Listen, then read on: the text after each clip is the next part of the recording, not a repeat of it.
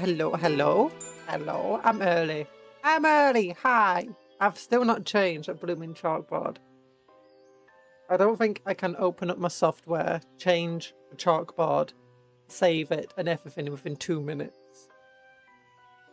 Or maybe we can. Maybe we can spend the first few minutes change. I would have changed the chalkboard, but I didn't have time. Look, my cat. I was going to cook my food. This was like 2 hours ago. And my cats. Oh yeah, I needed to clean up cat pee on the windowsill. I was going to clean it up. I was like, what are you looking at, little kitty cat? And she was looking under the settee. And then I realised there's a little mouse there. Which then I realised was a foal. And then after getting rid of it, I realised, no, it was a shrew. It was a shrew. So yeah, I spent like the past couple of hours, you know, having to try and safely get a shrew out of the house so it doesn't die. And doesn't get hit, get caught by cats, and then stopping my cats going outside again. Because that's the second mouse they brought, well, second rodent they brought in. One of them was dead. It was really sad, and I had to clean it up. I was like, oh. Wait, where's my crying? I was like, oh. That's what I was like. As earlier this week. It's like as soon as my parents aren't here and, you know, it's up to me to take care of the kitty cats, suddenly they start, like my parents are starting to just let the cats out by themselves because it was warm the past couple of weeks. So that's what I've been doing because it's very hard to take care of them with my hay fever and walk them. Except when it's just me, they start bringing mice in. And it's like, oh, no, I don't want dead mice. I don't want scared little mices in the house. It's so sad. But yeah, I didn't get to have food. I didn't get to do the chalkboard. I didn't get to do much. It's sad. So yeah, that's why there's no chalkboard. That's my excuse. Wait, orcs have big jaws. They got big jaws. Yeah. So I'm gonna an orc in a tuxedo. Yeah. Oh, I'm gonna draw an orc in a tuxedo. Or like a suit. Oh, business suit. Orc in a business suit. I'm gonna have to let you go.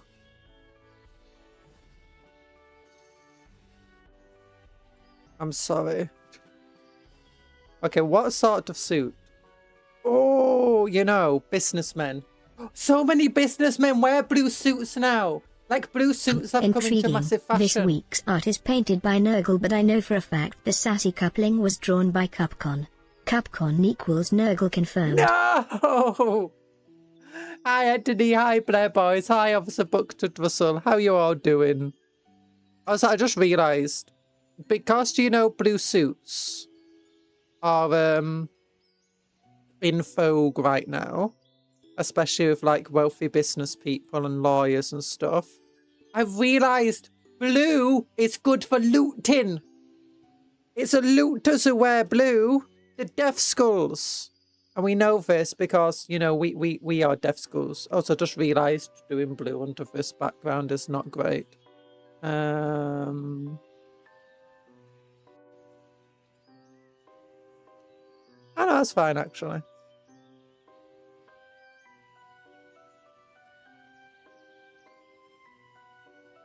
Yeah. So that means all businessmen are actually just orc looters. They're just trying to steal everything. That's true. They're just trying to steal everything. All your hard-earned money, they want it for themselves. All your loot, they want to take it for themselves. They're cunning and brutal. Businessmen are orcs confirmed. Yeah. They wish they were orcs. They will wish they were orcs. Yeah.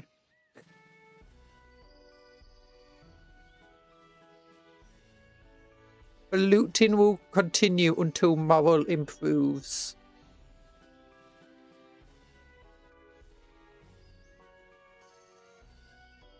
Yeah, abstemious orc in business suit. Yeah. Oh, I should give him a comb over, but it's a hair squig as a comb over. So I'm drawing a new chalkboard for those who came in a bit later. So like, what the heck is she doing? What the heck is she doing? It's like, yeah, I'm drawing a new chalkboard drawing. I'm doing it in just a few minutes though, so you know. So we've had this chalkboard drawing here for a little bit now. I think it's about time we replaced it. What colour would orc fingernails be? Yellow, probably. Yeah, probably more like this colour. Yeah, that's better. That's better. And then go like...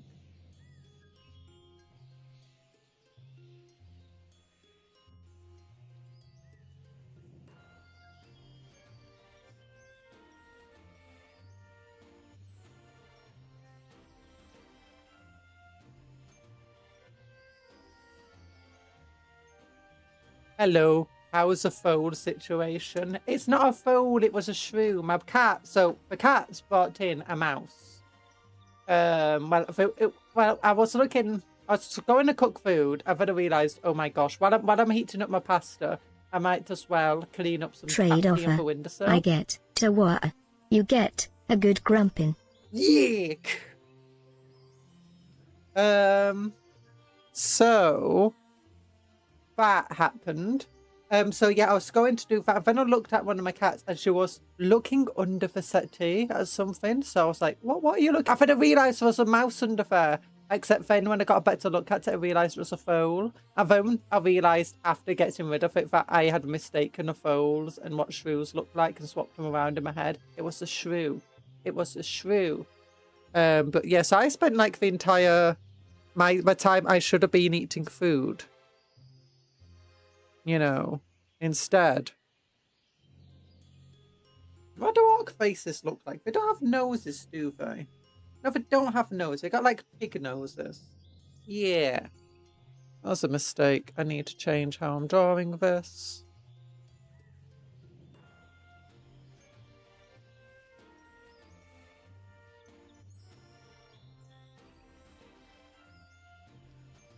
Yeah.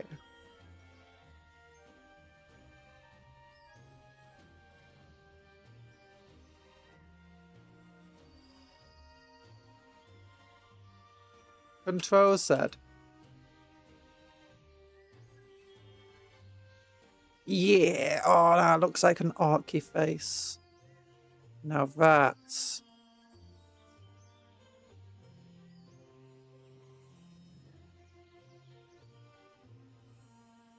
an orky head.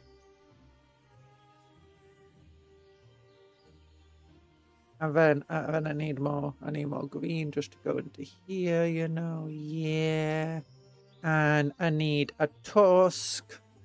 Oh, we need tusks. You got to see it. You got to see it. It's going to be the most the small amazing folk eat cupcakes too. Drawing you've ever seen.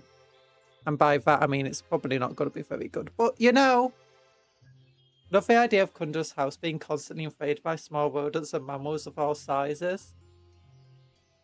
One disadvantage of being a cupcake living in a cupcake house. I mean, law-wise, yes, that's constantly happening. That's why they're attacking my windows all the time. In real life, no, it's a cat's bringing them in. Because earlier in the week, I also found a little dead one as well, and it was so sad.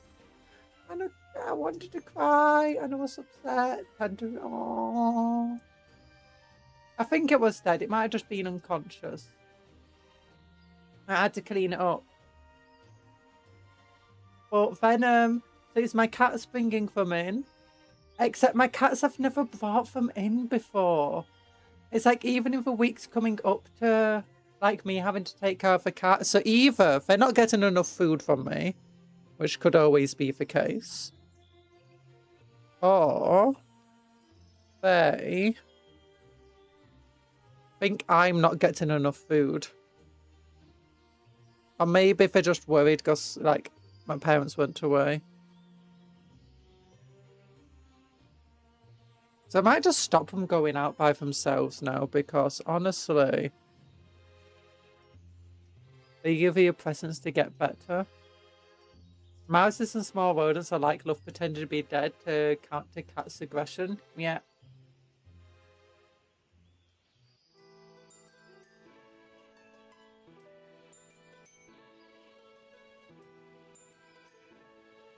That is true.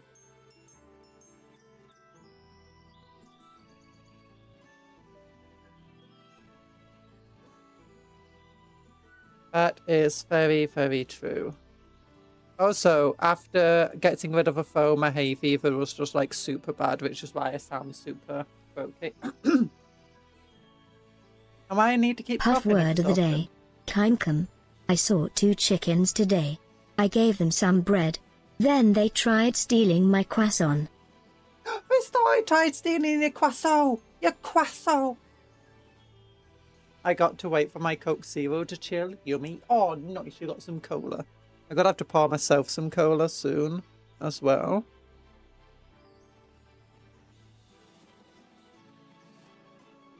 Okay, that was a bit too thick there.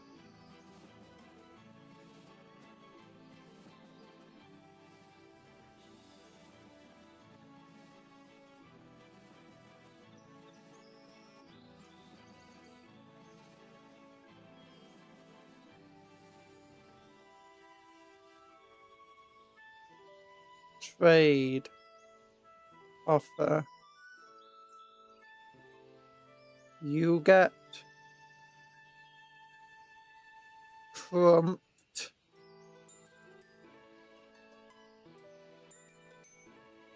I get... Where is this?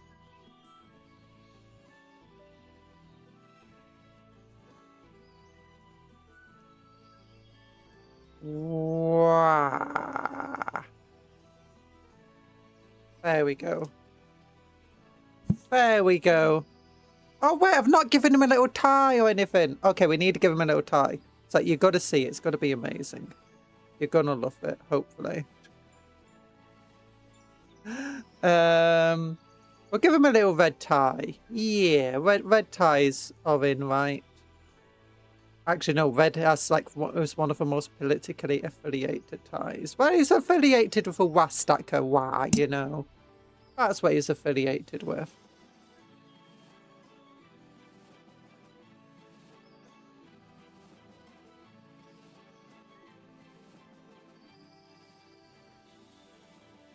And the death skulls. I'll give him a little pocket. Little army palmies. Yeah. And what we'll give him like a little silver pen in his pocket.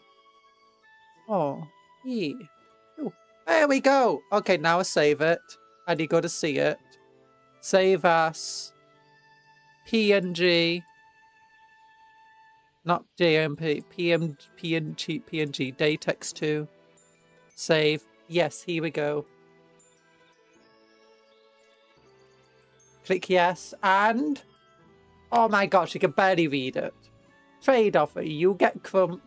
I get... Wah!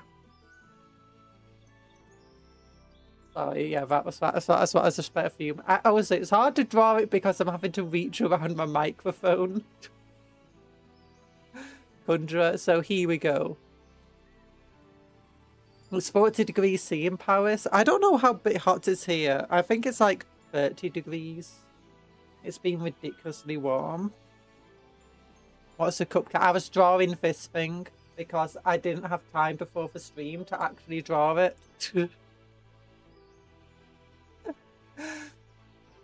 The temp is just alright this time of day for me. I don't have to turn on my box fan yet. Yeah, I need to turn on my air conditioner. I was trying to get that full. I was just sweating bucket. No, shrew. It was a shrew. And I had to go to my neighbour. I was like, hey, can you help me? Because I think it turns out my neighbour's scared of mice.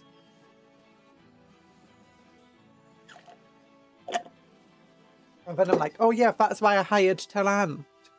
And by hired, We pay him in exposure. Hi, Tony. But is he scared of street? I checked, and yeah, apparently. They were like, just let the cat have it. I'm like, no! No, I don't want it deaded. I don't want it deaded. I don't like people. If I can stop. Look, I get sad when I find dead insects around the house. Or do you know when I'm trying to get rid of an insect? Maybe he was one of my cousins. Trying to steal my copper in my walls.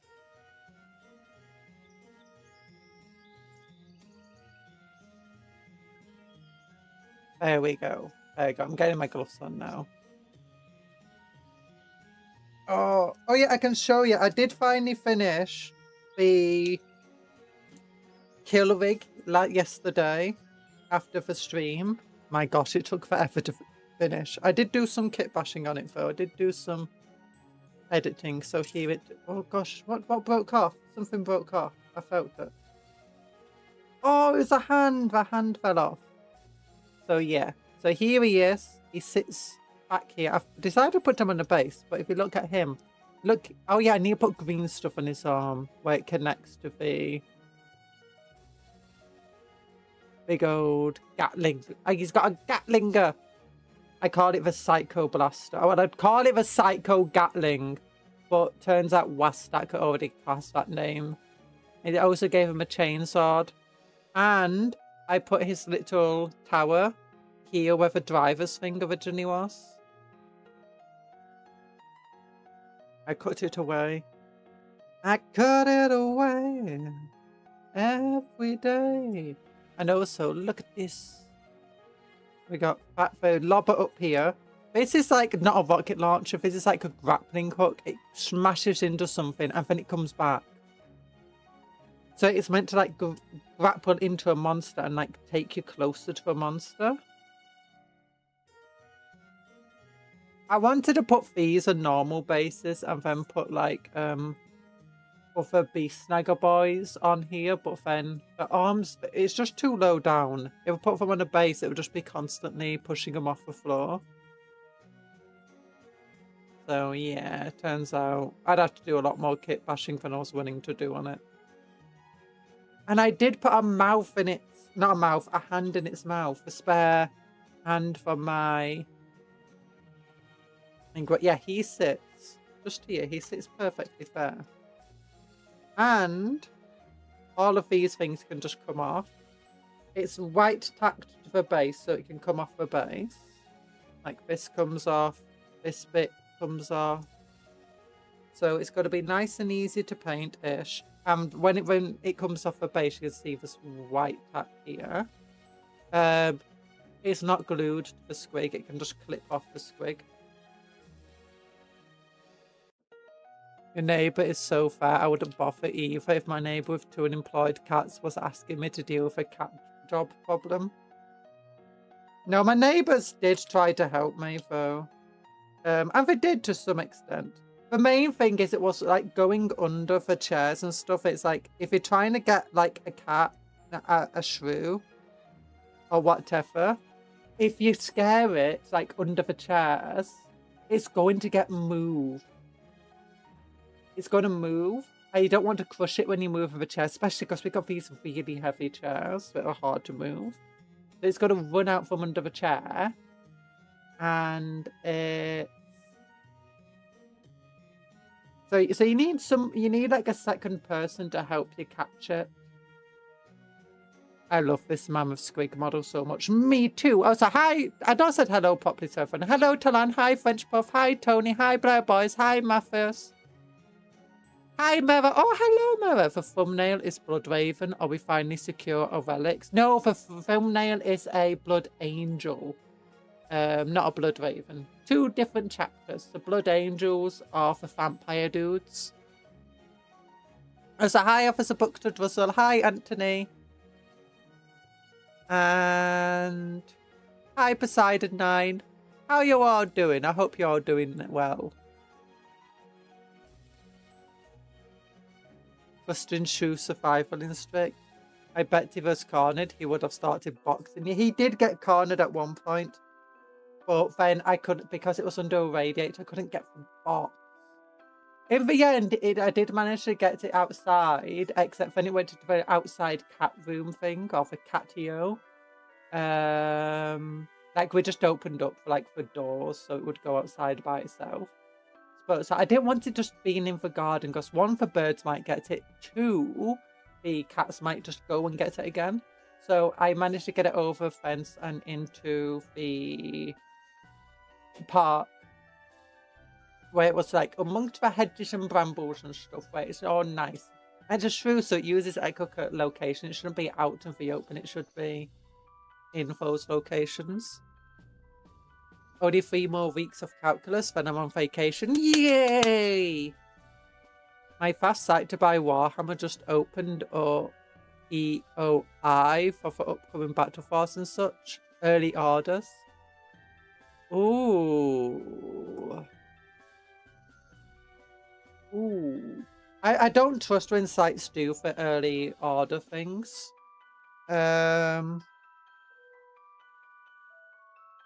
Because they might be able to get it, but a lot of the time they won't get their pre-order allocation until like not long before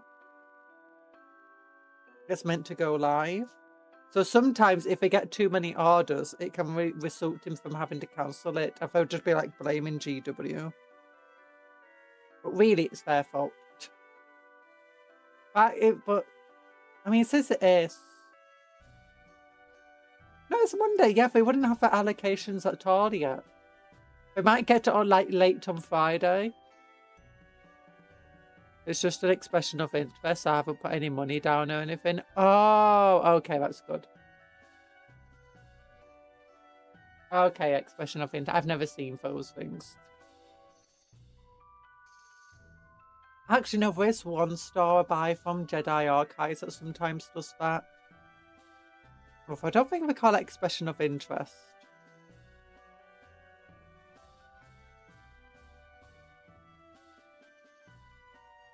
I thankfully none of the battle forces really intrigue me. I'm going to avoid buying anything as well. Like I don't care about getting the centaur and hippogriffs. I do want a second centaur. I might want another hippogriff in the future.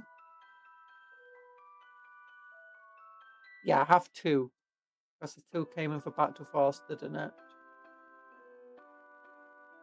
Yeah. Yeah, I do want to get another centaur eventually, but that's like for the future. I've got so much god stuff to still build. So move out of the way. And instead we got... Oh, this is a heavy box. I gotta just move all of this rubbish out of the way. And by rubbish, it's not rubbish. It's just bases and stuff. Oh gosh, that's... wasn't closed up properly.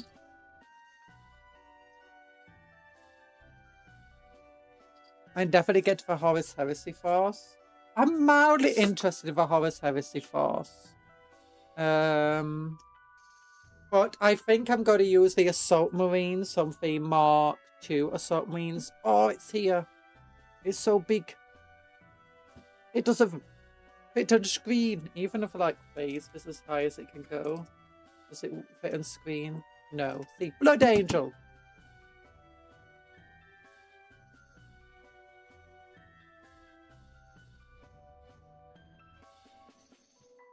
None of the battle forces offer great savings. So lots and lots of bases in a very crumpled bag. And here we go. So Weird Boy is by itself. This means the model is likely to be sold as an individual model outside of a battle force. Just as is. Looking at it, it doesn't seem the easiest to convert to a kit bash. Because the arms are attached to this body part. The body part has all the stuff going. I mean, you can kit bash it. His head also doesn't look easy to replace with all that's going on. And its legs don't see... nothing about this is easy to replace or fix up or do anything with, so... Well, you could do something. Then you've got... This has the Ancient, the Eradicators, and... Where is he? The Chaplain with Jump Pack. All on one sprue. And yet they are scattered around this sprue. This looks like, I would guess that this is one of them. You know when sometimes they sell like a box of the models, like you had the Neuro Tyrant and the Screamer Killer. You had the Apothecary and the Stern Guard and the... Oh, what? The Apothecary Biologist, the Stern Guard, and something else. Oh, the Lieutenant with combat knives. And the Tyranny Trophies. Yeah, that's a box by itself. I imagine this is going to be for box by itself. For the Space Marines. The War Track is by itself on 3 sprues.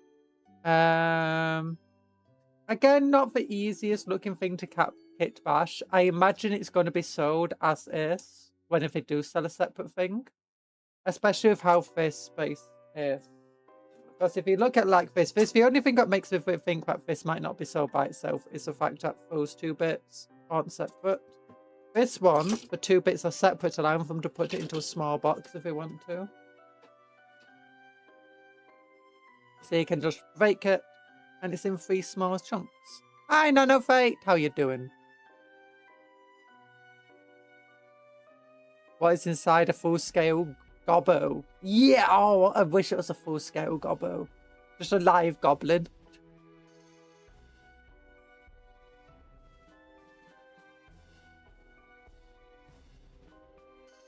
I swear I saw a quote that also means small life, like actually small animals. What's this?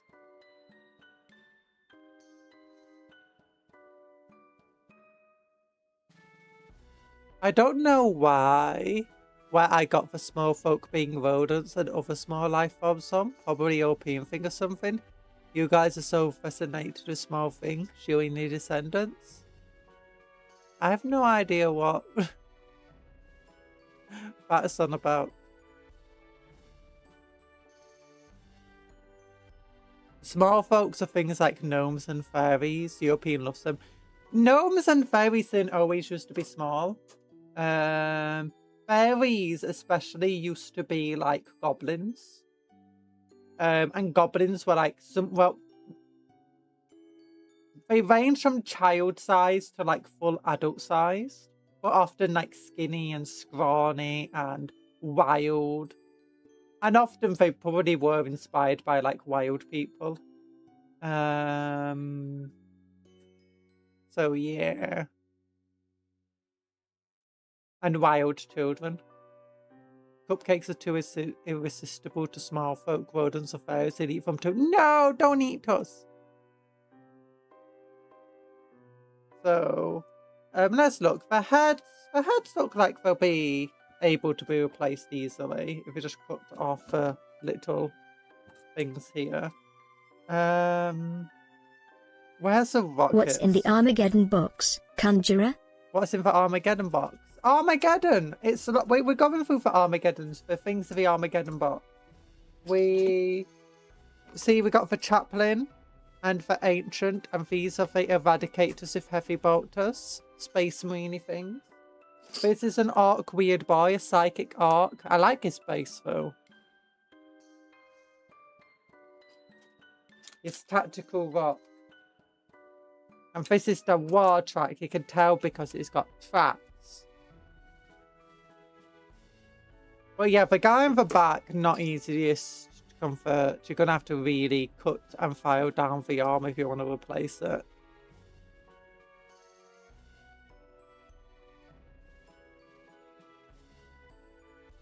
Huh. Weird boy for weird folk. True, true. Then I've got it separated. I think Orks on this side, Space Marines on this side. So receiver Space Marines. You got the Land Speeder, which is pretty cool looking actually. The head's very easy to replace. And they got a bunch of head options actually. There's 2 models inside it, and there's 2 heads here, and there's 2 heads here. So you've basically got the option to either have helmets or not helmets, or mix and match them, which is nice.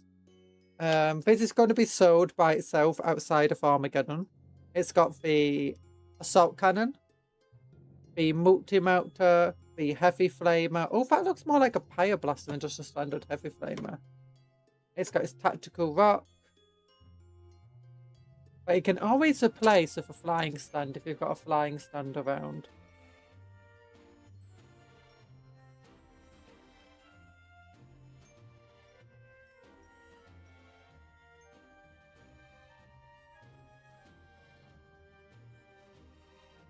Yeah, because you can either have that at the top or that at the bottom.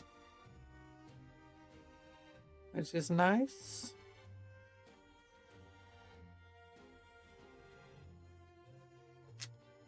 You then have the intercessors, who are also pretty cool looking.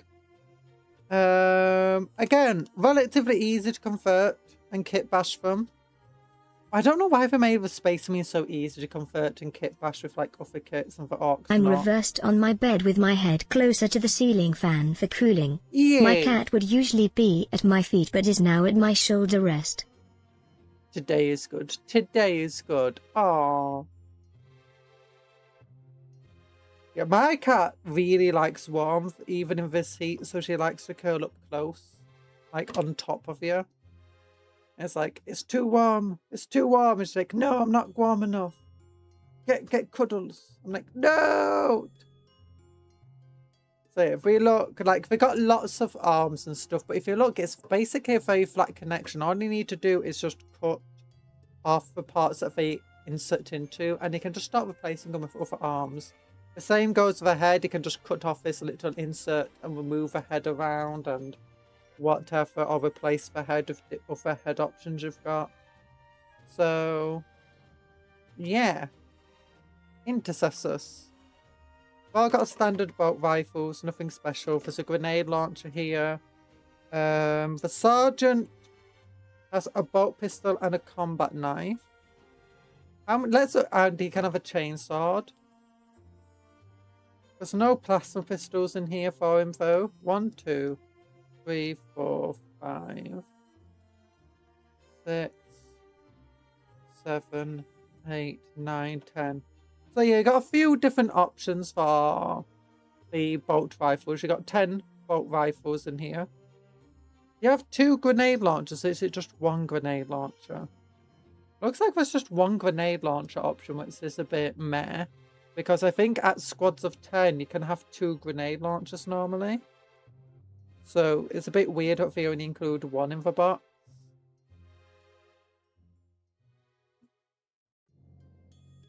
Yeah, there's only 1 in the box. There's not many head options. How many head options are there? 1, 2, 3. Oh, there's a bionic eye. 4, 5, 6, 7, 8,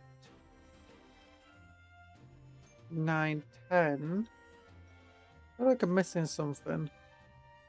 Usually they don't force you to have an unhelmeted one. 1, 2, 3, 4, 5.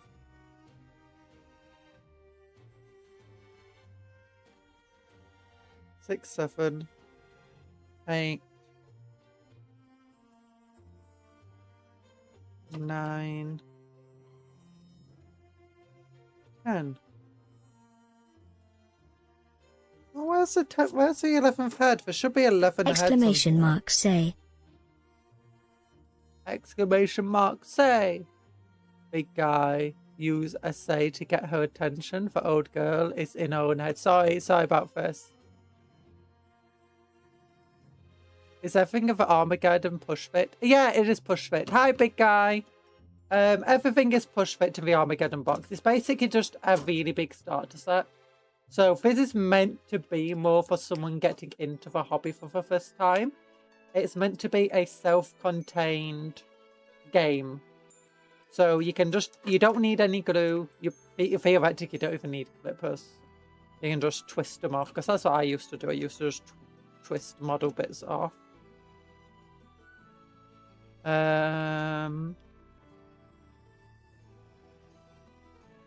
So yeah, otherwise it's literally just push fit. Oh, but yeah, if we only have 10 heads in here. I only have 5 heads, and I do get in my head sometime. I apologize for that. 1, 2, 3, 4, 5. Yeah, if you only have 10 heads in here, that means you have to have 1 unhelmeted if you don't have a spare head. Unless I'm missing, I could be missing one. I thought they said in the update streams that they were... Also, I'm disappointed by the fact that most of the heads are just primarily normal heads. They're not screamer heads like this. You've got one with a bionic eye. You've got one screamer. And then...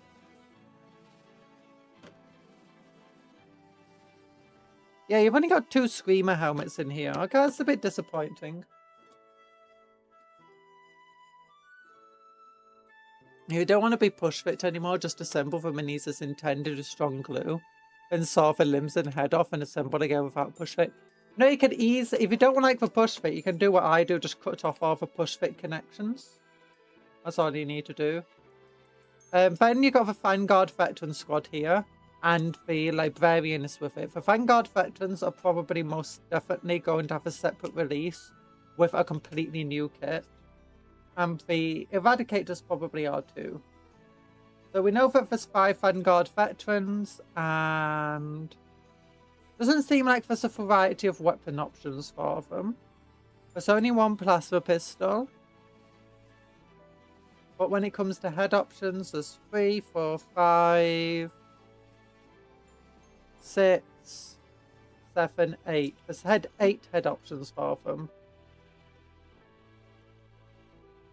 And only 2 of them are unhelmeted, which is cool. So you can use a spare head from there to put it onto the other guy. Oh, no. One of them is going to be the blooming Psyker, isn't it? Yeah, one of them's going to be the Psyker Librarian. There actually is a Librarian head. You can use the command Yeet to get my attention. Sweet, sounds awesome. I thought it was at first an elite thing for most seasoned players. I didn't know Armageddon boxes start. Yeah, it's just a starter pack. It's got the core rules in here. It's got some lore that like introduces stuff. We'll go over them later. Okay, yeah, that's a Librarian head. You got 2 options of a Librarian, this one and this one. So unhelmeted or helmeted, which is nice. Then you got the War Boss, which is by himself on Visbu, and the Captain, who's by himself on Visbu. Oh, it looks like they're printed together, actually. So... Oh, maybe you won't be able to get them separate. No, you can get them separate, because there's got to be combat patrol boxes as well with each of them.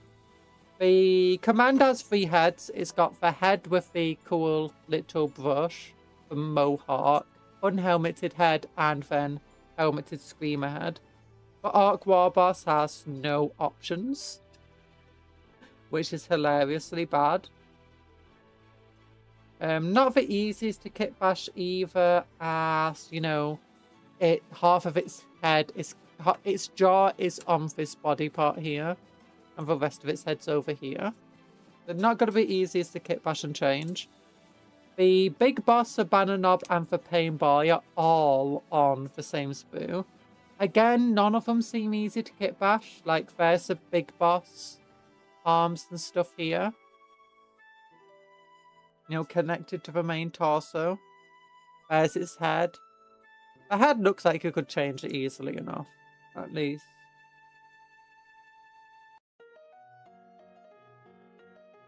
Pain Boy's head also looks like you could probably change it. No, maybe not, actually.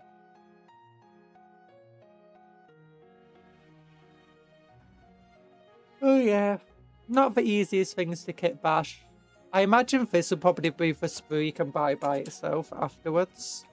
Then the Ork boys come with 5 grots on the base, on the sprue, and you've got not many options, but you've got different ways to build each Ork, as you can see from the bodies. A lot of them share the same basic design of how they go together. So that means you can change and swap bits around. You got banner pole options, which is nice. Different weapon options of a knob. Oh, unfortunately, where's the other half of the knob sprue? So this is one of the knob main body parts, which has some custom rockets, and again, the jaw is attached to the body. It's not easy to replace the head with just other spare heads you might have lying Are around. any of you fans of a sportball sport? I like baseball. And there's the World Cup going on too. You have a World Cup? I'm not really a big fan of any sports games, to be honest.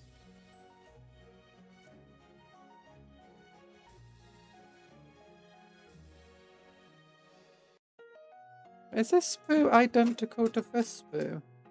It is. Now where? So the second squad of boys, identical to the first squad of boys in terms of options and stuff.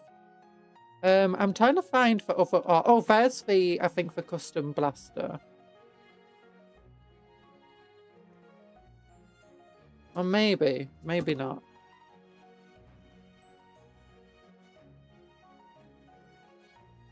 I think it is. I think that's a custom blaster. Okay, that's the other body part then. Yeah. Again, a bit disappointing that you can't change the heads around easily on them. And then here's the big mech Dakovic. Very big sprue. Will need a big box. Probably will be sold by itself, identical to this. And again, not the easiest to convert, but at least it's easier to convert than others, because if you look at here, its arm connections are basic, almost flat the way it connects to the body, making other arms to attach to its body very easy. Same goes to the head. It's a very basic connection to the head, meaning it's easy to replace and swap around. I think there's just a lot of options that would be easy to swap out here, I feel like. And just kit bash a bit with, which is nice. It's very nice. It's just a bit of a shame some of the other... But the space means are really easy to kit bash with them. The Orks half of a box is not so good, I think.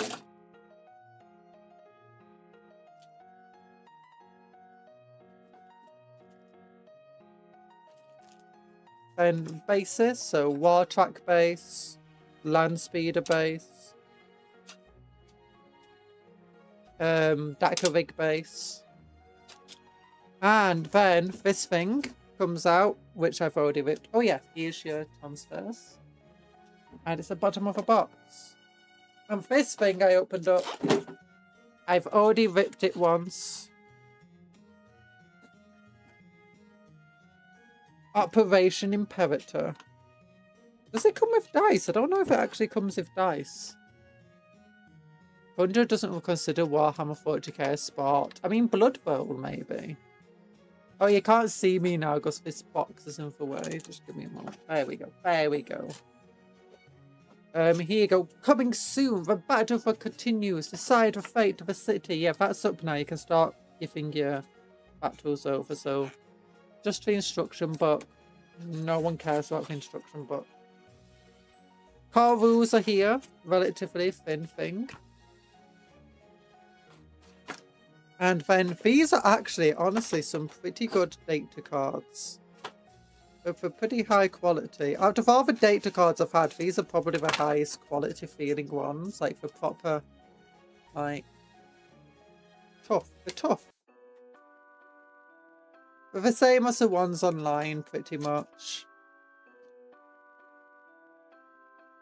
If you look at these things, it does actually have some of the initial corrections are on here, not corrected. For instance, it does have a support keyword. It can join for war bikes. Which is probably going to be inside of a codex once they finally release a codex of these guys in. Which is nice. Plasma pistols have also changed still.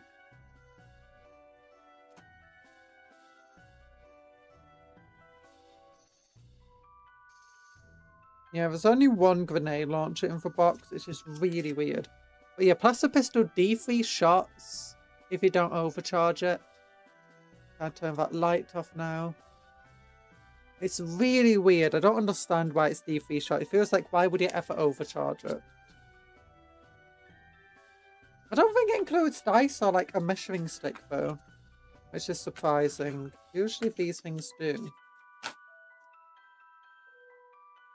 I like collecting my white dice from these boxes.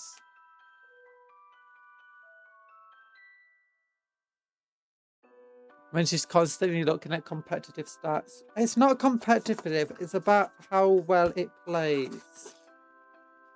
Let's look. Is there any? Yeah, there's no dice in here. Where's my dice, GW? I want dice.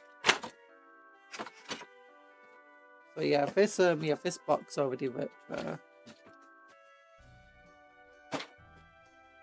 Then we've got Dominant. So this is how they do campaigns now. These things you can already get, or you can pre-order them, I think, still.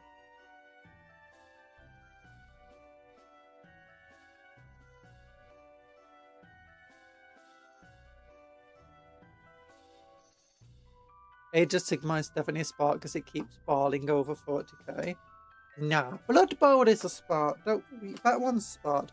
Although that being said, Games Workshop has used eSport arenas recently. So, you know, maybe there is something there. They might as well bring this down now. We're no longer looking inside the box. There we go. That's a bit bright. Let me turn down my settings. So let's get my RV sprues back into the box while put on one side. Get them off my lap before they start scratching up my leggy leg. There we go. So I'm not a big fan of a way of doing this with cards. Let me just change my settings a little bit. Video capture device. Configure video.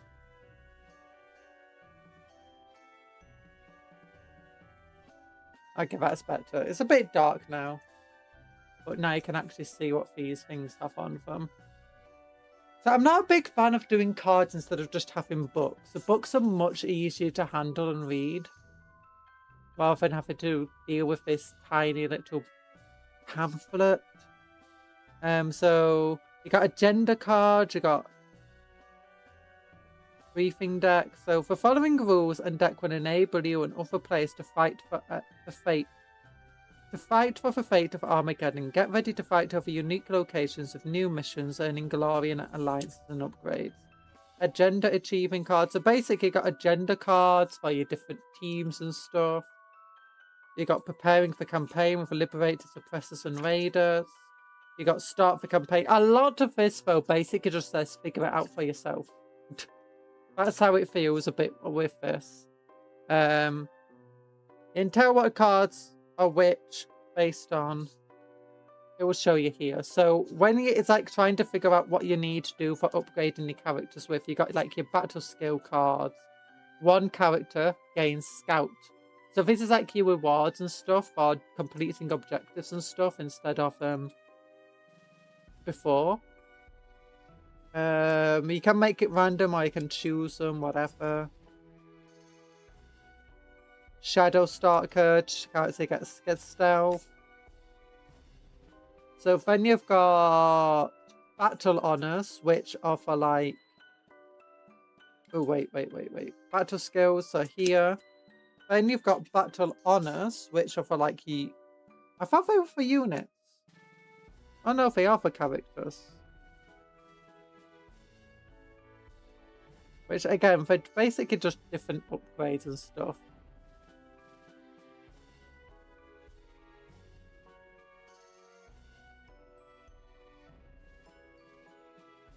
At the end of the campaign phase 3, the Alliance of the Most phase 3 battlers takes control of the phase 3 location. Then you got relics and stuff, which again you can upgrade your characters with. Doing different things.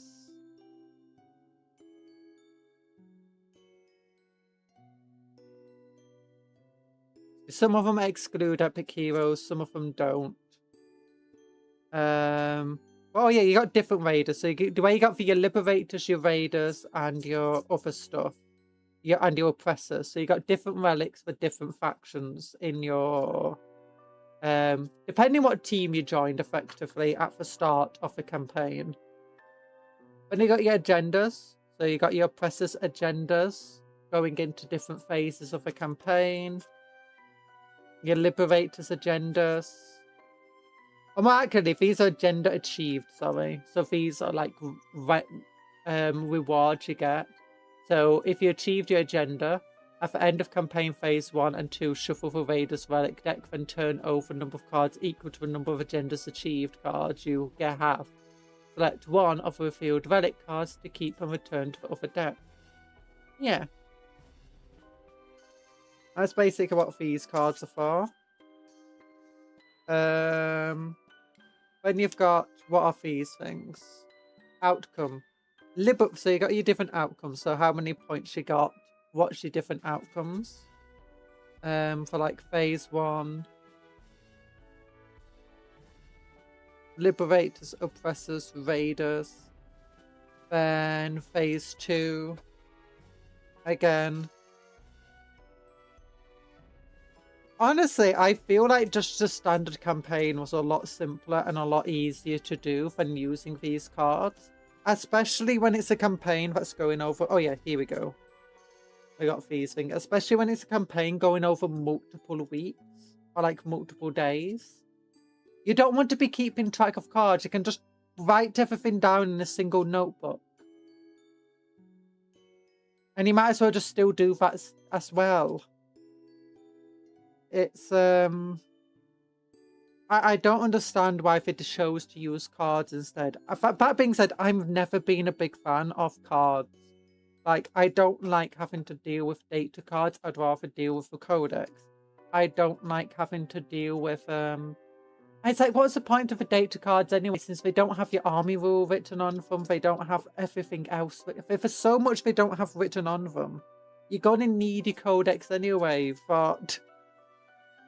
for all the extra info. Flashcards definitely help my P-brain. My brain doesn't like the flashcards. It gets more confused by them. Partly because it can become disorganized. Oh yeah, and you got for different things. So you got on the side when it comes to your agendas, you got your primary missions, and then you got Liberator's agenda. So like this one. At the end of a battle, you gain one agenda achieved card if one of the following conditions are met. You gain 35 points on primary missions or 3 or more terrain areas that are not within your combat zone. Each have 1 or more friendly units within them and no enemy units within those terrain areas. And then you got the mission that comes with this agenda card as well, which allows you to get your victory points. Which is fun. That is nice. I do like some of these things that come with it. I'm going to ruin your life by buying you a one-wish willow. Ha ha ha ha. I'm going to ruin your life by buying you a one-wish willow. What's a one-wish willow? What?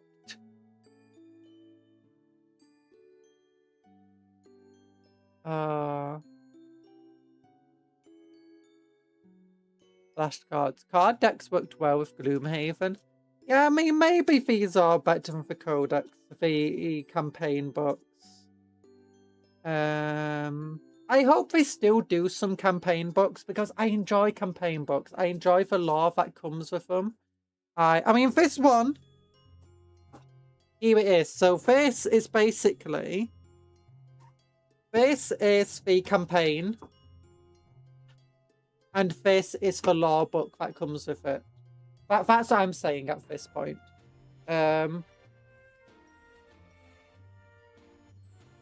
I'm imagining. I mean, it's okay. I just wish there was a book as well to use it, because different people handle information differently. I was never someone who learnt well using flashcards. I was always someone who... I need my notebook. Also, these are pretty heavy. Like, this is a pretty heavy and thick thing. When it comes to codexes and for campaign books, for relatively thin books that you can... Like, when you try... Often you can put them in the same case or transport or bag or whatever you're using to transport your miniatures. Something that's this thick and big isn't necessarily going to fit in the same sort of case. Then we've got the chapter approved mission deck. So this is just... Now, what you can do with these Dominatus boxes, you can do the same that you do with like any sort of thing. You don't need to play a campaign or crusade. You can do like what you did with the old crusade box, and you can just take some of the cool missions from them and just use them in your game. So for instance, you can go, okay, I actually just want to play with these missions, if you don't mind. And be like, okay, yeah, we can do these missions.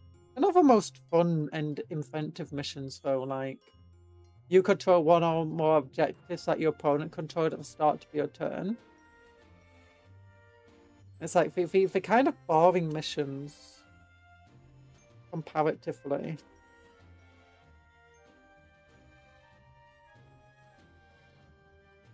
Oh no. I just don't find this as fun as the other campaign books we've gone through. There's nothing amazingly interesting in here. There's nothing that catches my eyes from glancing through the cards that makes me excited for it compared to any of the other campaign and crusade books we've looked at in the past.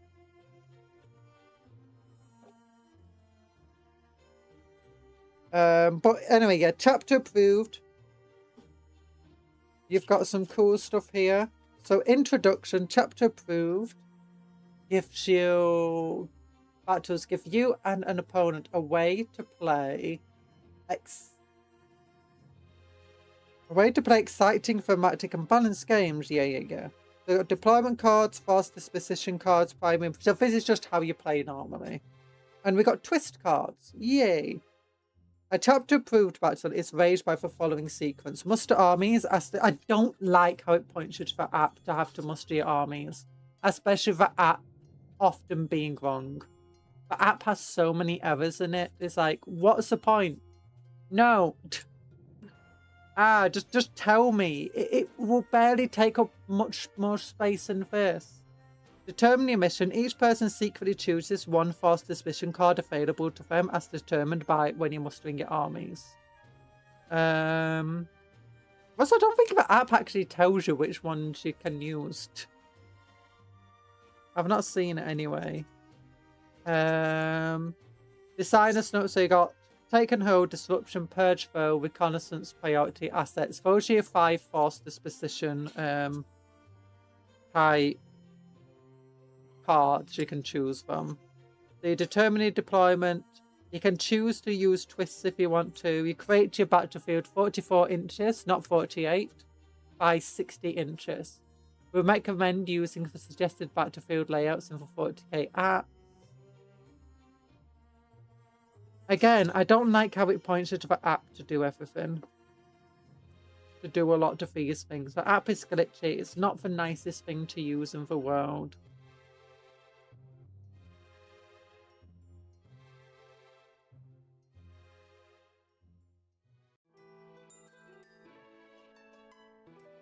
Oh yeah. From the obsession movie for one, Wish Willow makes a wish come true. Oh, I don't know what the obsession movie is, sorry. Yes. Sounds fun though. I already painted the Sergeant of the Intercessor Squad. Nice! Posted him for Warhammer chat. Nice. He looks cool. Oh, that's a really cool dude.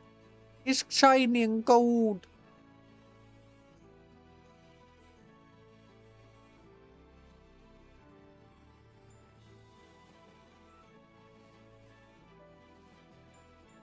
Nice. Oh. Hide user in the channel. There we go. Big old meanies coming in. It's a celestial lion. Oh, celestial lions are cool. Then we've got, we recommend using suggested battlefield layouts of a Warhammer 40k app. Roll 1d6. On a 1 to a 5, use a central objective point as shown at the centre of a deployment card. These objective points set up one terrain feature so that it covers that point on the battlefield. A terrain feature set up in this way is a terrain objective. Then set up as any remaining terrain features.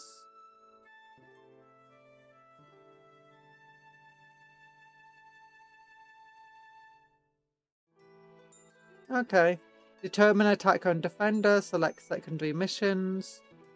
Secondary mission cards detail additional ways to score victory points. There is a deck for the attacker and a deck for defender. The cards in each deck are identical. If your opponent are new to Warhammer 40k, you can play without secondary missions for a simpler experience. Players now secretly note down whether they will use tactical or fixed secondary missions. If using fixed missions, they also note down which 2 fixed missions they will use. Players then reveal these decisions. Fixed secondary missions. Fixed missions are those marked as symbols shown on your left. If you're using fixed missions, display the selected fixed mission card face up. Fixed missions cannot be discarded and are active for you throughout the battle. Tactical second missions. At the start of your command phase, draw 2 secondary missions face up from your secondary mission deck. These secondary missions are active for you. At the end of a command phase, you can spend 1 command point to discard one of your active secondary missions and draw a new secondary mission card. Achieving secondary missions. At the end of each player's turn, each player does the following start to a player whose turn it is. First, if you met the conditions on 1 or more of the secondary missions, you can gain victory points specified by that card. If you do, and if you're using tactical secondary missions, discard that card and it's achieved. Then if it's your turn and you are using tactical secondary missions, you can discard 1 or more of your active secondary missions, and if you do, gain 1 CP. Yeah! Declare battle formations. Deploy armies, redeploy. So a lot of this is very similar to before. You can earn up to 45 points through the battle in primary missions and up to 45 in secondary missions and 10 for battle ready army.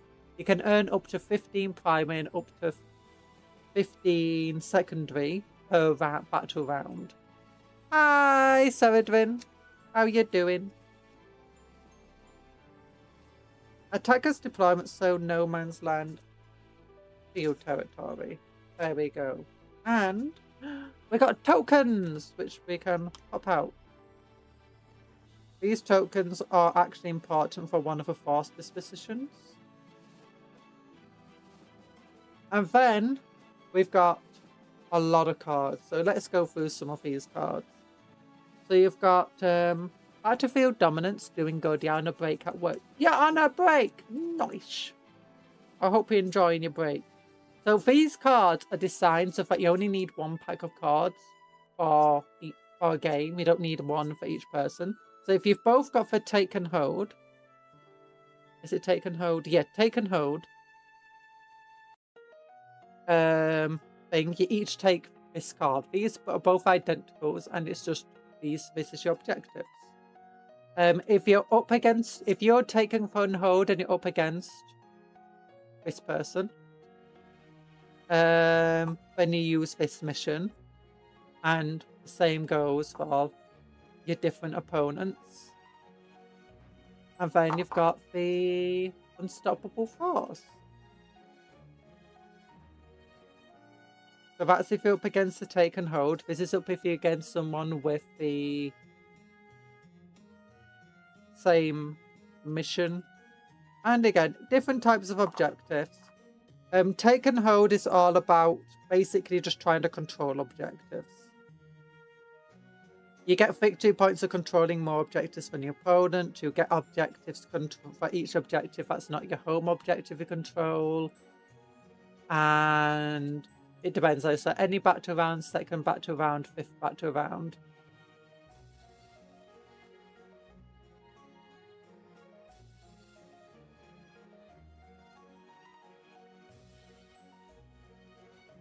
Oh, so you earn it at the end of your commander phase. And then 5th back round, you earn it at the end of your turn. Okay, that makes sense.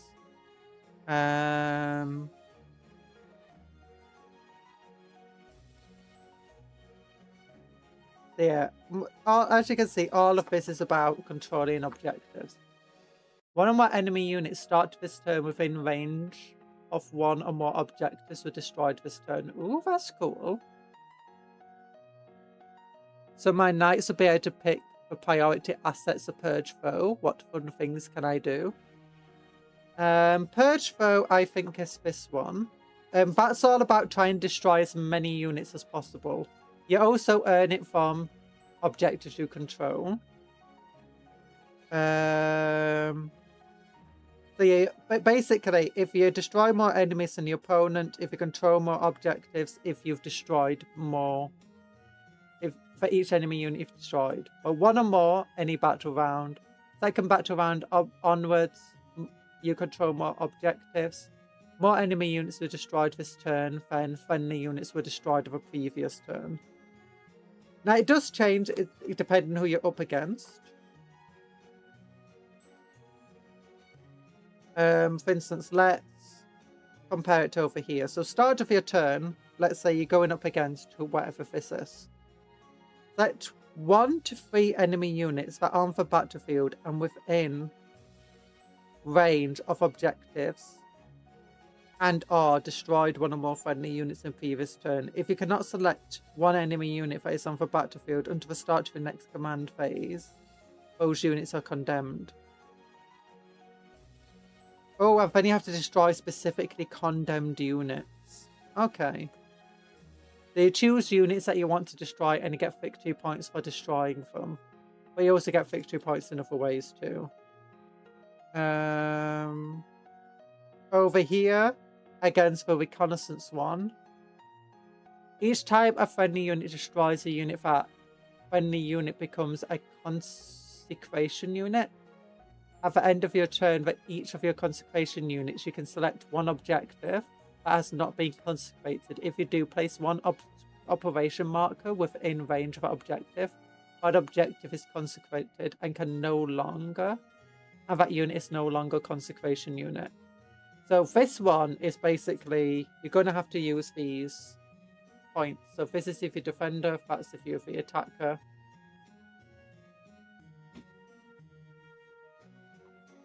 And if you're up against, I think this is a priority one. Again, it's just mostly destroying and controlling objectives. Then you got Death Trap, which is... I can't remember which one's which. So, oh, that's Disruption, that's Purge the Foe. So this one is Disruption.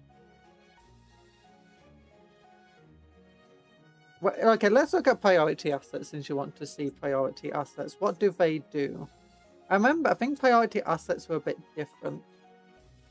So here we go. For each friendly unit with that committed sabotage this turn, see for a first. So here you go.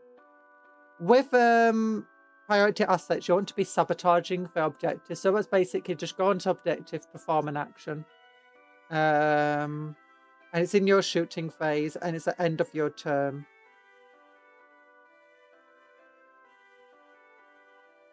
If your unit controls that objective. Okay, so that's the end of your turn. That's pretty fun.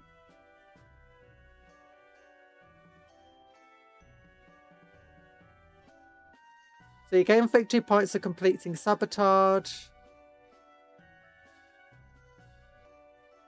Gain points like if you have been in your opponent's territory and having on their objectives.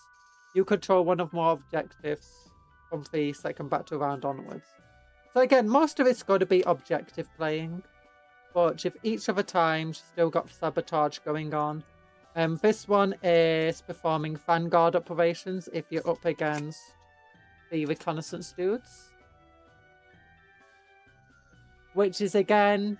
basically just be on an objective within your opponent's territory and commit an action.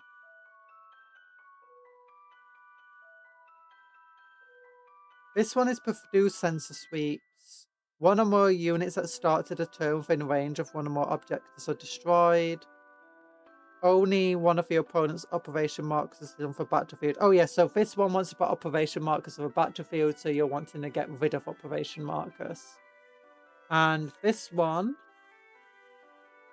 sensor sweep, is all about your unit performs a sensor sweep. Remove one operation marker from the battlefield.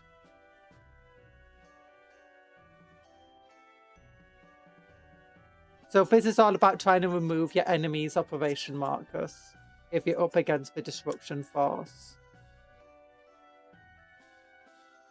If you're up against the purge force, it's all about trying to do actions of a central objective. You gain points by getting operation markers within range of one of those objectives at the center where you put your operation markers.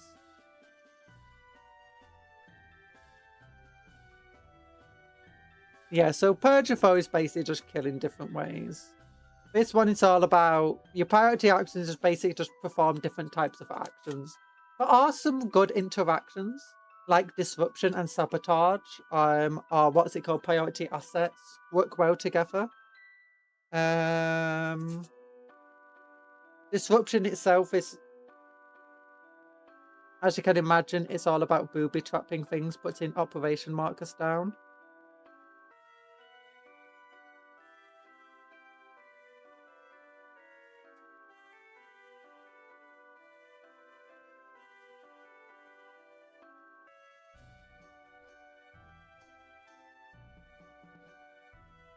And you gain points like, for instance, this one. If you destroy an enemy with disruption, destroy an enemy unit that's within a terrain area that was trapped, which is your operation markers. Against the purge of foe, you don't actually use operation markers, interestingly. It's all about just trying to control the center objective and destroy enemy units. So yeah, by taking purge of foe, you effectively sometimes are forcing your opponent into the same sort of game that you're going in. So I think it's purposeful because purge of foe is obviously kind of strong by getting fixture points and destroying enemy units. So by giving your opponent the option to do that as well is good. But again, it is taking away some of your ability to do your actions.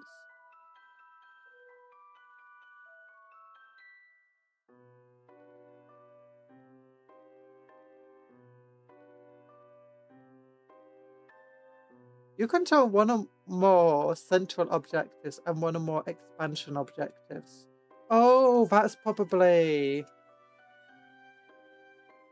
If we look at Purge of Foe over here, against Disruption, yeah. No. They don't have expansion object. Where's the expansion objectives coming from?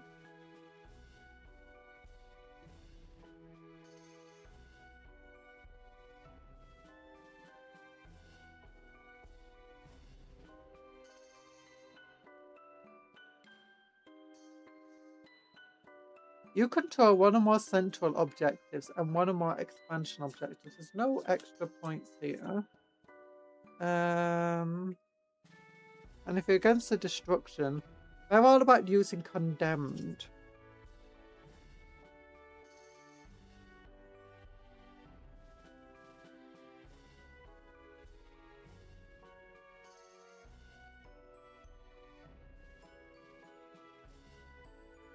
But there's nothing about expansion objectives here.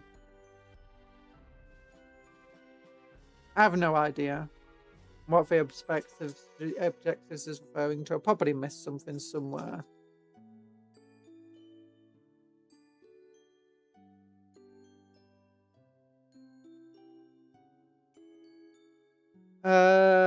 Disruption. Each objective you control excluding your home objectives. Yeah, this is all just about gaining objectives when you're playing against other disruption forces. If you're going up against the recon group, It's all about trying to put down operation markers. Priority assets, again, operation markers. This one is, again, mostly actions. There are different ways of playing the game. Okay, I don't know where that expansion objectives thing is coming from. Maybe it's part of other stuff.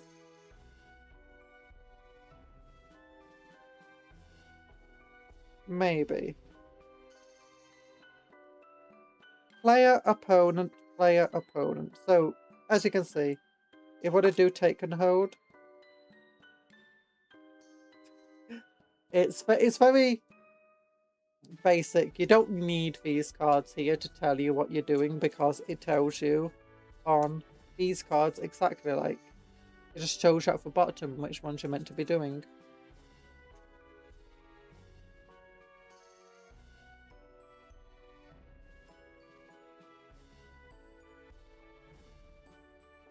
Take and hold, purge a foe, disruption, reconnaissance, priority assets.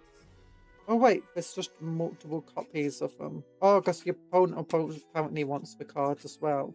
That's why. So then we've got secondary missions. Here we go. Like secondary missions for your attacker are very similar to before. Like be at the center, get rid of an enemy character. Your opponent selects one objective to be a tempting target. You control it. Behind enemy lines. It's just normal stuff that you expect. You got the attacker ones. And then over here you've got your defender ones, which are pretty much just the same.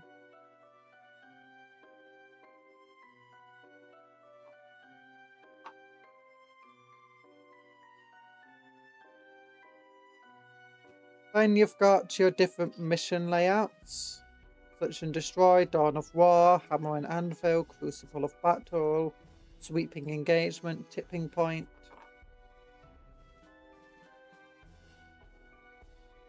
This Squirtle and Charmander have a... No, it's a cupcake turtle.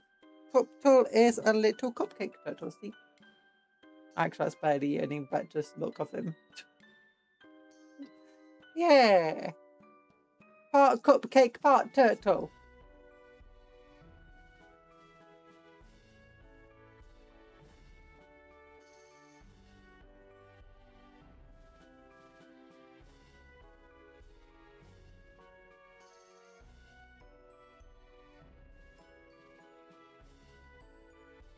Just clicked. Why it looked familiar. Been bugging for like 10 minutes now. But hello, Ektai. How you doing? Yeah, Cuptle's just a little friendly cupcake. If you watch the lore video, Cuptle's hosting the lore video about where he came from. So the missions seem generally kind of... Or the deployments seem kind of fun, I guess. Some of them are pretty standard.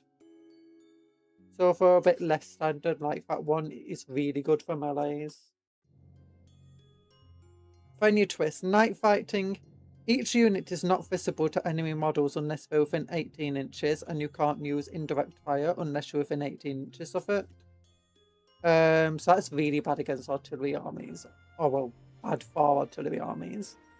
When a unit makes a normal advanced move, models in that unit have a mobile keyword because it's a ruinscape. Martial Pride. Battle line unit can start an action in a turn in which they made an advanced move. A battle unit can shoot in the same turn it started an action. The players exchange their primary mission cards. Some of the twists are kind of meh and kind of ruin it for certain armies. The players can both replace their primary mission cards with the same one of the following primary mission cards if both players agree on one of them. Use that primary mission card, otherwise roll a d6 and consult the table below.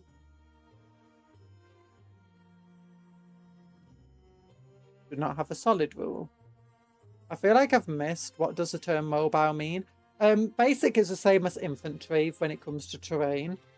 It's basic when infantry can walk through terrain walls as if they're not there. They just can't enter the move inside the wall. Mobile just does that.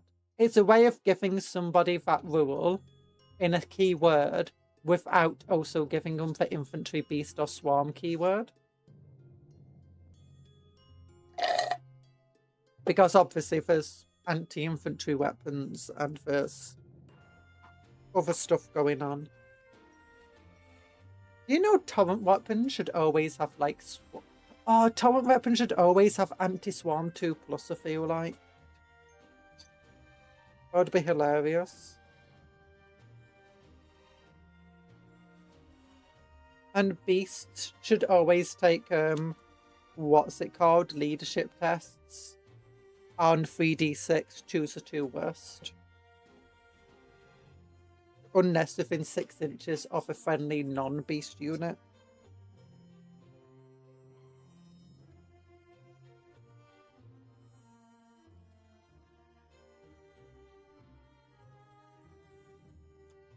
So for chapter approved deck, honestly, it's fine. We used to chapter approved decks though. I feel it's a bit better than what it was before. Hello, Night Parade. Where's the detachment that gives all armor just mobiles? Like, oh, what does that do? Yeah, it allows you to just move through terrain easier. As far as I'm aware.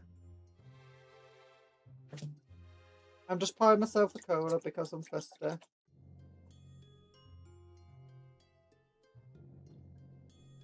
Back again, I was going through the board game hunt on Walmart. Ooh. Did you manage to find anything? Ooh. The Statue of Liberty. Armageddon was there for all along. So if any of the car rules are here, maybe we need to zoom a little bit out to get the car rules. To get them onto the screen. So, yeah, it's pretty much as is online. Even the same pictures. And the same pictures here. Measuring distances, dice, leadership, boys. When I looked through, I couldn't find anything different compared to the online version.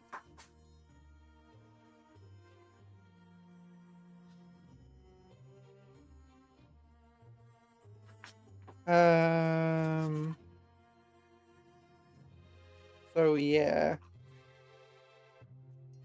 Oh, looks pretty much the same. Explosive, crushing impact.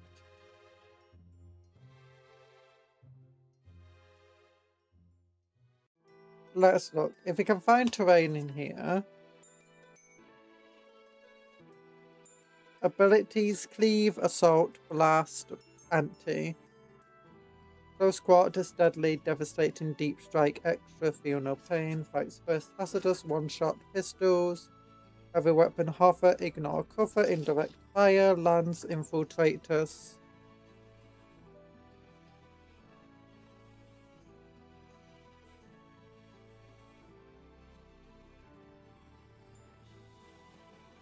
Rules, appendices. Appendix. I've got an appendix. Starting strength.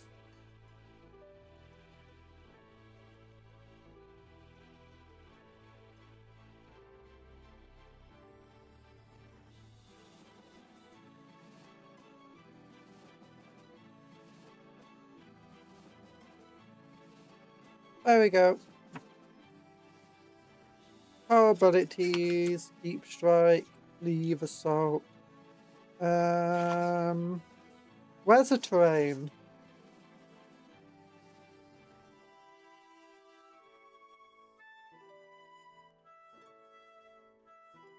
Terrain, transport, monsters and vehicles, advanced rules, performing actions. I like how this is in the main rulebook now, at the very least. Oh, here we go. Benefit of cover, hidden, obscuring, solid. Terrain and movement. Infantry, beast, swarm, mobile models can move horizontally through dense terrain areas. There's a lot of board games that can be played solo, but they have to be meaty with the prices. Oh, that's not fun. All games can be played solo if you try hard enough. Yeah, so infantry, beast, swarm, mobile can move horizontally through dense terrain areas. Terrain features. Infantry, beast, swarm models can move vertically through dense terrain features. Oh yeah, it also separates from GOS. Mobile can't move vertically through the terrain features, but they can move horizontally through them. So that's the main thing of what mobile does. The core rulebook, at least it's nicer and easier to move across. Let's look at the Leviathan core rulebook, shall we?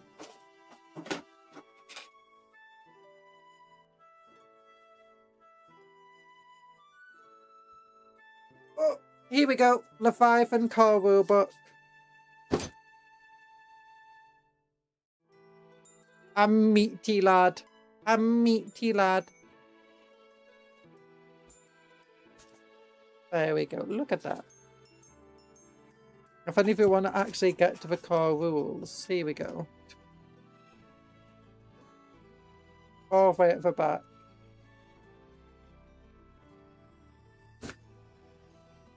Ooh.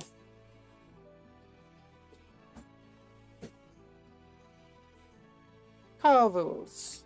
That one we've looked at now. Then put that to one side. Operation Imperator. So this is just a law book. It's got Armageddon has spawned the brunt of brutal invasions. Its defenders have bled and died in their billions to preserve the bastion of imperial might from grasping talons of alien and heretic. One foe stands above all others as a planet's nemesis. One of limitless brutality, cunning and grand plans who seeks to crush the galaxy beneath his iron tread. Gaskell Mag Uruk Thacker. Twice has the Grand Lord Warlord led invasions of Armageddon, twice has he been repelled, at horrific cost. Yet the Orks hunger for conquest, this greater than ever. Now at the head of the largest war the galaxy has ever known, Gaskell once more turns his gimlet gaze upon the objective of his ambition. This time he will not be denied. As Gaskell's hordes descend in their teeming millions, Armageddon's exhausted soldiers and beleaguered citizens of its besieged hives once more occupy battlements and defensive lines.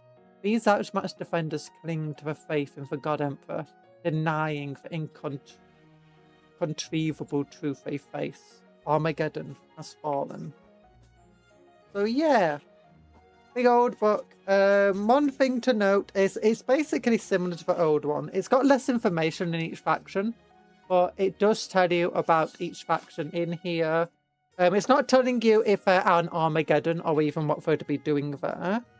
They're just telling you, giving you a basic rundown, a summary of each faction. Chaos Space Marines, Veterans of a Long War. I like how, you know, long everyone else's notes are, and then you get to the Xenos, and it's like, yeah, barely any time for the Xenos. Interestingly, though, they've got the Expedite Eldar. They don't have the Expedite Eldar here.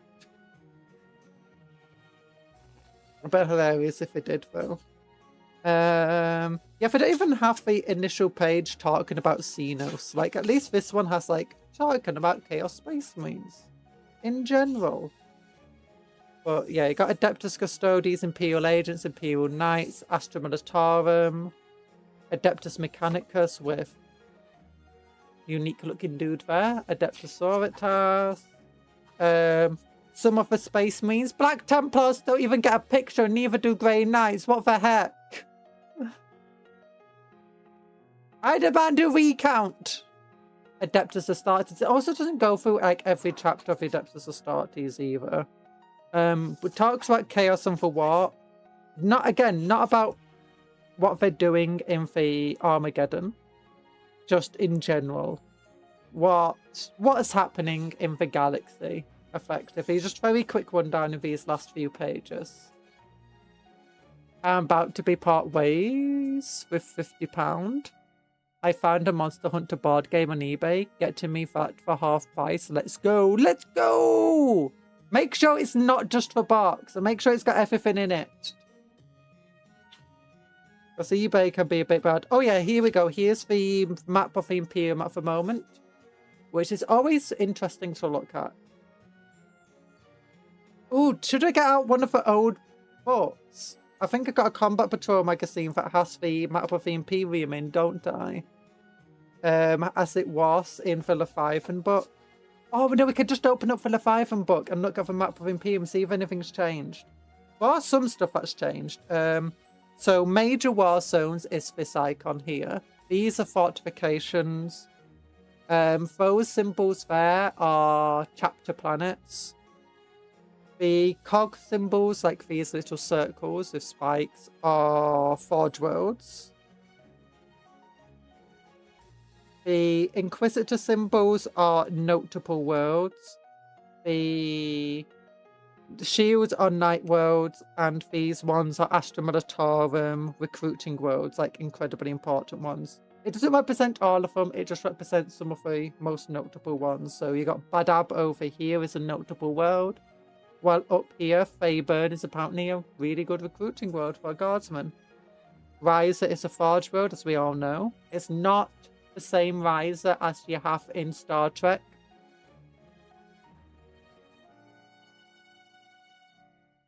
I can't see anything missing. The description says it's all fair. Nice! Good, good. Go and get yourself a good board game. Well, it's like me, although I didn't get on eBay, I just found this random site where someone was just selling stuff. I was like, is this a scam for my Dark Imperium? But I looked through everything and I could pay with PayPal. That's always a good sign. It's a good sign because if it's a scam, you can easily get your money back. And you don't give up all your information. And what did... Oh yeah, and the main thing I realised, though, is going through all of the pictures. Is that they clearly didn't just get the pictures online from like eBay and stuff, because every single picture was clearly taken at the exact same table. I was like, okay, you know what? This is just someone who sells secondhand Warhammer really cheaply. I'm gonna get myself some. Catachan's there. But let's see. If we can see the Maelstrom is now considered one of the main battle zones. The Nephilim sector. Oh, I don't know what's happening in the Nephilim sector.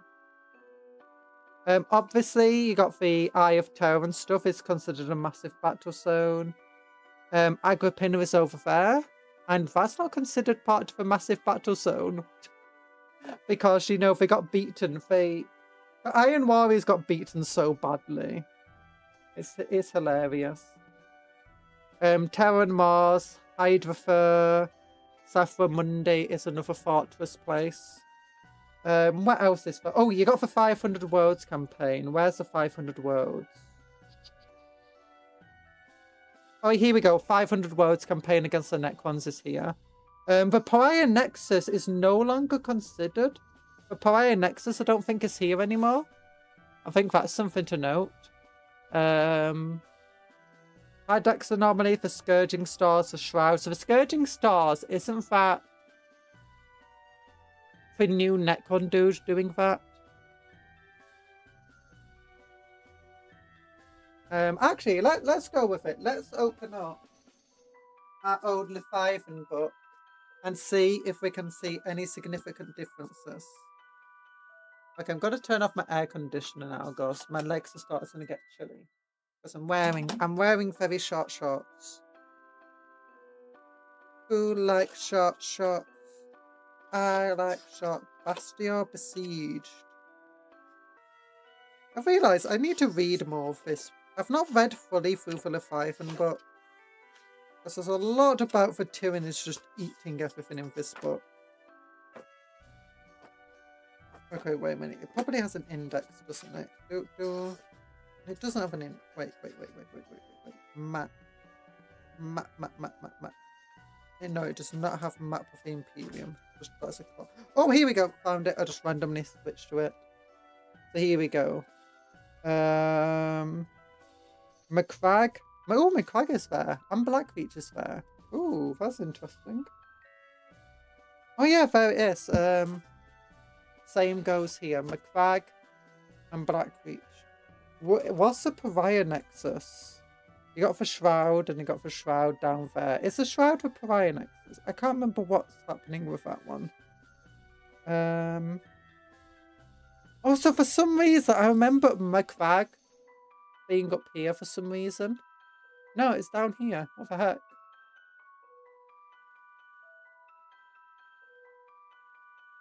Classified Alpha Critical Zone. So this was a critical zone before. Scourge Stars was... Okay, Scourge Stars is the new dude. Prestigious 5. These are no longer... Yeah, some of these are no longer critical zones. So Sorrowfall was once a critical zone. Now it's up here and it's no longer. Where is Sorrowfall? I missed it. There it is. It's up there. No longer critical. Same goes for Prestigious 5. That's now a battle zone, but it's for a different reason this time round. I see some YouTube shorts about the novels call maybe one. May have been for one to remove a Pariah Nexus. I do remember them doing something with a Pariah Nexus. What was it I've read about? Oh yeah, I was reading about Gulliman and stuff. And his war against the Necrons. And how basically Gulliman was just a massive distraction so Carl could go and do something. So over here is an incredibly important zone. Oh, here's a Pariah Nexus. There it is. It's all the way up here. Pariah Nexus, Nephilim Zone. If okay, Capcom no, is your navigator, I have good news and bad news. Bad news, you're never making it. Good news, you won't be alive to know about it. Yay.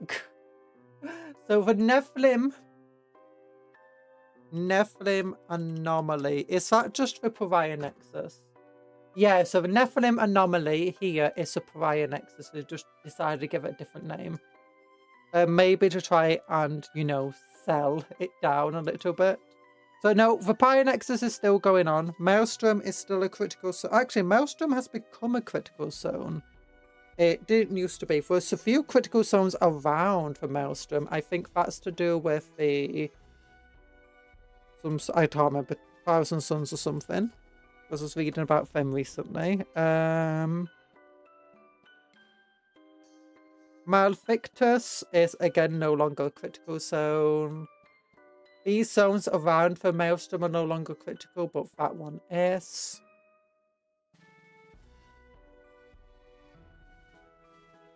Layer part of the Sorcerers is just now a notable world. Nova Purgatoria is also just a notable world. It's no longer critical. Armageddon is now even more critical than ever before. Sanctum, which is Bastia. What's happening at Bastia, I wonder? Is that Tyranids? So it's this place here. 40k. Bastia. Bastia subsector.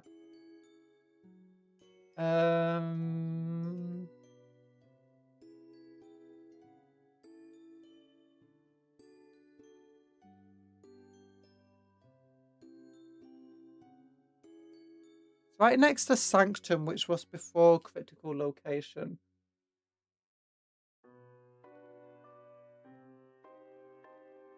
I think it's Tyranids. Yeah, it's Tyranids.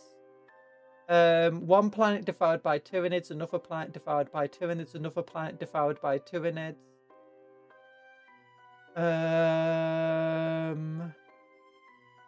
Oh no, a couple of tomb worlds there as well. Destroyed world, formerly the Sanctus line. Okay, what about Sanctum? Because before Sanctum was a critical zone.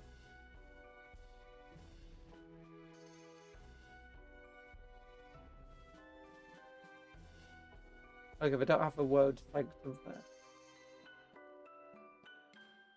Currently, the subsect is under heavy assault from the tendril Grendelius as part of a fourth tyrannic war, and is a key front to the conflict. So far, dozens of Bastio's subsystems have... Okay, so you're definitely Tyranids over in that area. And that's a tendril of High Fleet Leviathan. Okay, that's interesting. Cadian Gate, obviously, you got the Black Legion and the Iron Warriors doing stuff around there.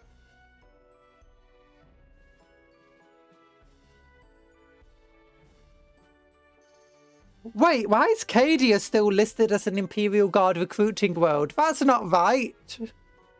I don't think anyone controls... I think the Iron Warriors currently control Cadia. You know, they're never going to strike that from the systems. It could be the Cadia sector, not just a world. Because the Cadia sector still has some recruiting worlds there. Lucius. Let's look at other signs. You got so far is no longer important. The Caliphon expands. What's happening if the Caliphon expands? Oh, the Tau 5th expansion sphere is that. Exos. Yeah, that's a Tau 5th expansion sphere. Ooh. Ooh, that's considered a major battle zone right now. Are the Tau doing that well over there? I thought that Tau 5th expansion sphere nearly died instantly. If Cupcon is your navigate. Yeah, Cupcon, I'm not very good at navigating. Don't worry about it. I don't know what everything is, but I don't have to know what everything in the galaxy is. It's fine. I'm not a navigator. I don't have an eye in the middle of my skull. I have 2 eyes. And not a 3rd eye.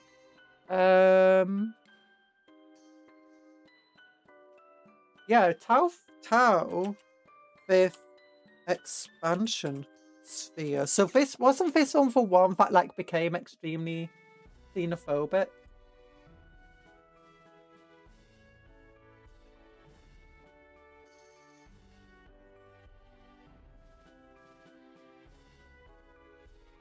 Led by the Commander Shadow. Oh no, so it's a different. No, this is a full-on Tau expansion sphere. Led by the feared Commander Shadowsun, the 5th sphere was launched in the Startide Nexus sometime after a Great Rift's creation, when contact was made with Commander Shorestrike of Eminence of the 4th sphere expansion. When Shadowsun and her forces emerged in the Startide networks, they greeted by the survivors of 4th sphere and welcomed the area of space they named Nemia Atoll. Shadowsun then integrated the remnants of 4th sphere into her forces and began expanding the size of them. I don't know a lot about the Tower expansion spheres right now. Could the Cadians still being a recruitment world be Imperial propaganda? It could be. It could also be just like many. Sometimes the Imperium doesn't strike something that's incredibly important off the record. For instance, somebody who died, they might never strike them off the record because they're too important. Or it's like, they just do it as like, for prosperity's sake, shall we say. How the expansion was brought to a halt several months later when massive Death Guard armada would appear there and begin moving towards them. They caught by surprise, Shadowsun quickly rallied her forces against the Chaos Invaders.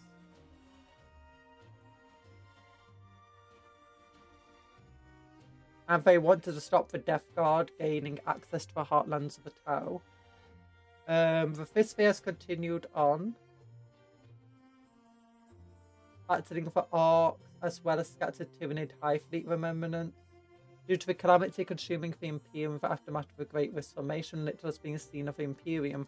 However, nearby Imperial worlds were rapidly colonized with violent eagerness on part of the former commanders of the 4th, and saw mass purges uncharacteristic of a Tau. Prisoners were massacred and auxiliaries were intentionally sacrificed in battle. So yeah, these were the xenophobic ones, so that's a 4th sphere spell. Eventually, Shadowsun of the Ethereal Council disciplined the 4th sphere commanders with ritual punishment known as a Malakla. After a massacre and bloody Kroot uprising upon the colony of Kaisan, all auxiliaries were moved from the contingents of the 4th South sphere. Despite the controversy surrounding the 4th sphere, the 5th sphere has continued at a formidable pace in the span of several months. Ultimately for Battle of a Star Tide Nexus against the Death Guard, Mauled for Fistia's feet, slowing its momentum. Oh, it's still expanding, capturing new territory. 6 feet, it's already being planned. So 6 feet is going into this area. So this is incredibly... This is a massive battle area, predominantly for Tau. Okay, so that was in for Codex 8, 9th edition. And 10th edition Codex. Okay. There's been something going on for the 8. I guess the next Codex is going to go over the 11th edition expansion or new book. Interesting. So interestingly though, is that there's a lot less going on in this galaxy now compared to this one. So you had the Tau Sphere over here. You had the prestigious 5. You had Sorrowfall. You had the battles at Ball with the Tyranids. You had the Infernae Gates. You had Cadia and Vigilus and stuff. Armageddon, Sanctum. You had all of these different areas where battles were going on, but now it's been a lot of these battles are gone, especially over here. It could be that the battles were lost, but considering you've still got a Fortress World over here and other places, I don't think so. Oh wait, did Khan... I think... Khan Duniash, did that fight for Tau? That might have fought for Tau. Khan Duniash.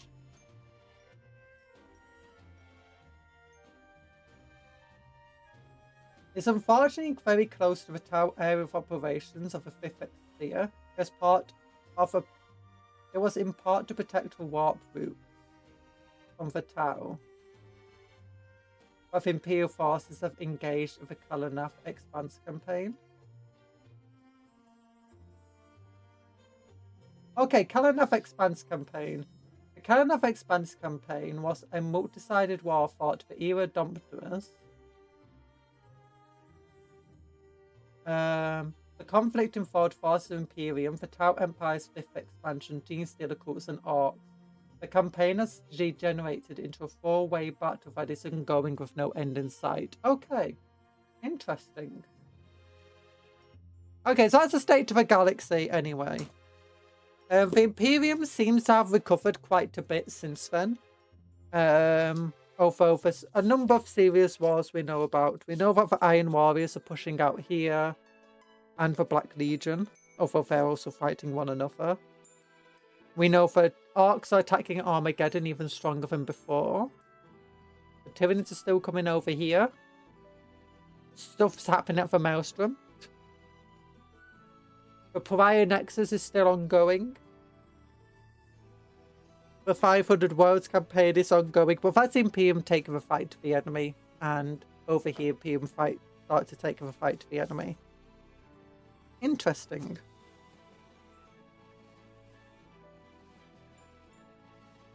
But then we've got stuff about the Imperium of Man, the Dark Millennium. So this is just all generic information along this page. Also, look at all the Blood Angels here fighting the Bad Moons. Yeah. Stomper, 600 points. Oh wait, they got a Brutalis, a Redemptor, and a Brutalis, and a, not a Brutalis, a Shooty McShooty one, Ballistus. Armageddon's Eternal Conflict, there's only war. But most of this is going over like different chapters that are over here. So you got the Black Dragons, the Dark Krakens, which I think are both Salamander successors, right? Yeah, it's just telling you of the different things that they've been able to do. We've got Ultramarine successors and stuff, Nova Marines, and Angels of Fury.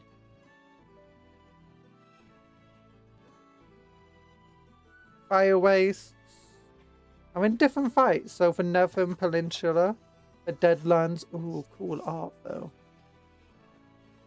The Ruins of Hades Hive.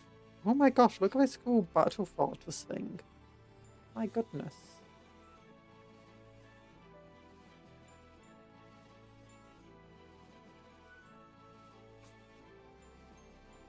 I've talked to her, so it's going over different battle zones and so on. It's obviously not got a very...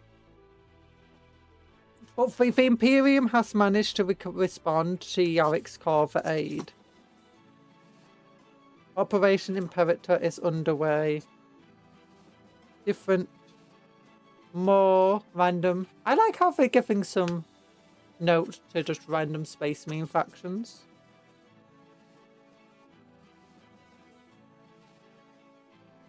Sons of Gulliman, Skull Bearers.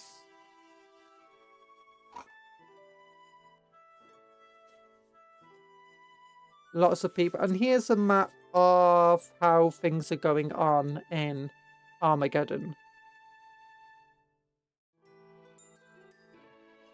So what's happening?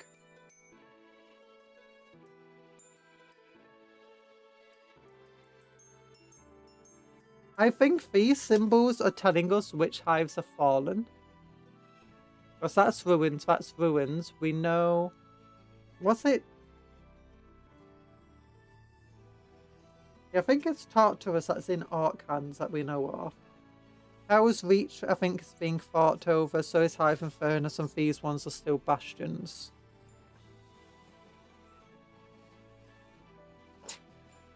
I wanted to read this earlier, but I got a bit distracted.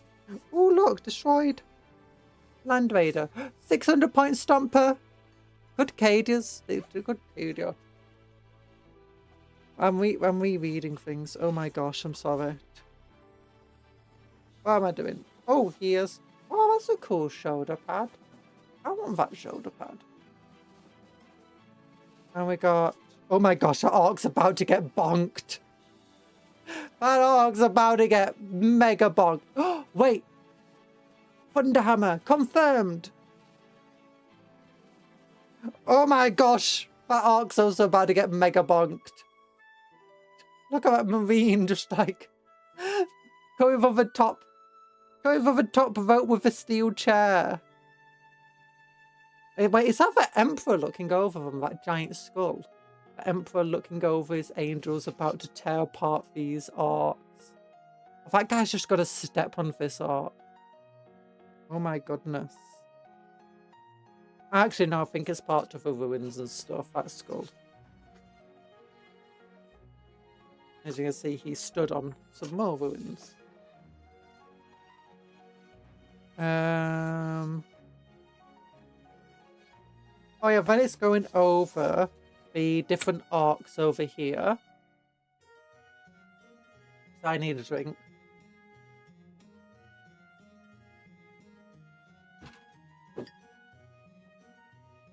Wow, Grutlug.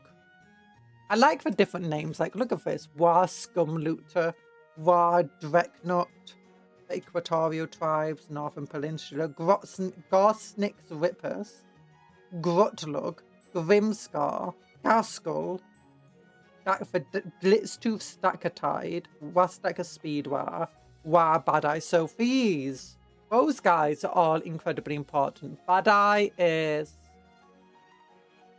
Isn't he a pirate? Blitztooth is a bad moon, I believe. Wastacker is like the new guy who got a new character on the bike. Well, he's not new, he's been around for ages, but he finally got a model, an official model. The Smog Rockets, Gargant Mega Mobs. As you can imagine, there's basically just lots and lots of Orcs here. Lots of aerial assets, lots of different stuff. Gaskell is at Acheron Theatre, apparently.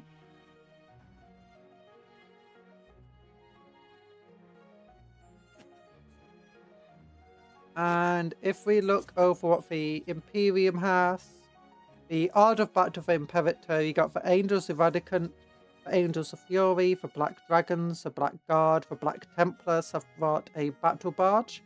So the Black Templars aren't here in full force. It's just one of the random battle forges and a Vanguard light cruiser of 3 fighting companies.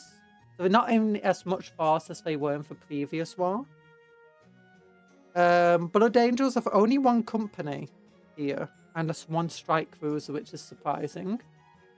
The Blackguard have 6 companies here. Black Dragons have 4 company. Angels of Fury have 4 companies. A Battle Barge, a Strike Cruiser. What the heck's an Obliterate? Oh no, they got 1, 2, 3, 4. 4 strike cruisers or Black Dragons.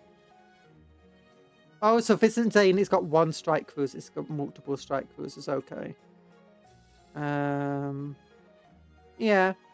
Wow, so Celestial Lions are here with 1 company and a strike cruiser and a Nova frigate. Ooh. Those of you interested in, what is it called? Oh, what's the word? Begins with Battlefleet Gothic. You might be interested in all of these things. I don't know what a Nova frigate is. I imagine it's an escort ship. Crimson Fists have 4 companies, a battle barge and a strike cruiser. Dark Krakens have 2 strike cruisers. Emperor Spears are here too with a strike cruiser and 1 company. Dark Lords 3 companies and 2 strike cruisers. Iron Hands have 2 clan companies and 2 strike cruisers as well. Let's look. Subjugators have a battle barge and 2 strike cruisers and 5 companies. Ultramarines have 2 demi companies and a single strike cruiser. White Scars have 3 Brotherhoods. Ooh, how do Brotherhoods work? Wave away 3 strike cruisers for each one for each Brotherhood. Nova Marines have 3 strike company. No, 2 strike cruisers and 3 companies. Raptors have 3 companies and a single battle barge. Salamanders have 6 companies here and 2 battle barges. My goodness, the Salamanders came here in full force. Especially since we've been taking some pretty heavy casualties again against the Tyranids. Oh, Space Wolves are 5 great companies. 5 of it, they're in here with full force. Well, maybe not the entire thing, but like almost half a chapter's blooming here. With a battle barge and strike cruiser. Looks like the others for strike cruiser that brought Ice Troll or whatever it was called. I didn't realise that the Celestial Lions have been refounded. Yeah, a lot of the dead chapters have been refounded after the Primaris came around. And remade. Especially for Ultramarine ones. Actually, lots of them were. Because, like, the Ultramarines, and they did the Indomitus Crusade, they had like thousands and thousands of people who were wearing Ultramarine colours and stuff. But after the Indomitus Crusade started to cool down, well, actually, when they recaptured like lost chapter worlds, some of the Ultramarines would stay behind to refound the lost chapter on the recaptured homeworld, I believe. And the same went for other Space Marine chapters that were involved. But after the Indomitus Crusade calmed down a little, I believe, for 500 worlds especially, a lot of the thousands of Ultramarines were broken up, changed into different chapters, and chapters that were pretty much decimated were brought back to full strength. Chapters that were completely gone were also brought back. And then the 500 worlds started. For other chapters, I'm not as sure about stuff because 500 worlds mostly went up about that. Nova Frigate is a Lanceboat, so it's a fast capital ship. Ooh, that's cool. Unfortunately, I don't think it tells me about other assets on the planet. Like in the air orbit, sorry. It just tells me about other assets here. There we go. Yeah, so we got a 4-page spread for Armageddon for Warworld, the current map.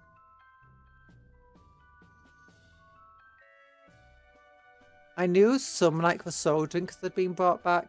Yeah, I think when it comes to every chapter, if it was destroyed, you can very much imagine it's probably been brought back. Either the Indomitus Crusade brought it back, or it was brought back later by the what's the faction called? It's part of the Tech Priest, for Mechanicus. the one that handles, you know, gene seed and stuff. Also, a lot of the planets, Primaris Marines were scattered in stasis, and gene seed stocks and weapon stocks were scattered in stasis, like, all across the galaxy, and a lot of them haven't been opened up yet. So we can imagine that off-screen, as it were, some of these planets are being brought back into the fold. So some of these reserves have been opened up and things have been... Because I know some of them were in dangerous areas and there was actually a risk of them falling into chaos hands, so they had to do stuff. So, okay, we got Ark-held cities, Ark-held ruins, contested cities, and Imperial held. So, yeah, Tempestus is Imperial held. It's Ark-held, sorry. I thought it was Tempestus that was Ark-held. Volcanas is still Imperium held. Deathmire, first, we know there's a massive fight over Deathmire. But Deathmire is the one you can help decide the fate of by reporting your battles to Games Workshop. Equatorial Jungle is on fire. Infernus is still in Imperial hands even after the Black Templars butchered half of them. Hell's Reach is being fought over. All of these are Ark-held. Tartarus, Archeon, Hades is in ruins still, and so this one. That means there's 5 hives are held by the Orks. 2 of them are held by the Imperium. And 2 of them are being fought over. My goodness, the Imperium is not in a good place. So the cogs with the icon in, this icon, are Ork-held mining platforms and stuff, resource platforms. Oh no, they're not Ork. Sorry, I misread that. Ore mines, not Ork mines, sorry. So they're just ore mines. It doesn't tell us who controls them. The red lines is Ork Threat Extreme and Burning Jungle. The dark green is Ork Threat Extreme. So, like here. The kind of bright green is Ork Threat High. And the light green is Ork Threat Moderate. And Purgation Corps are over here.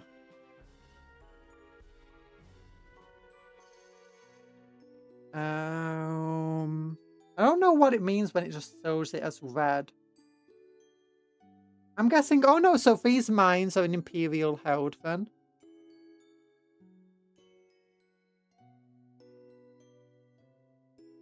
Yeah.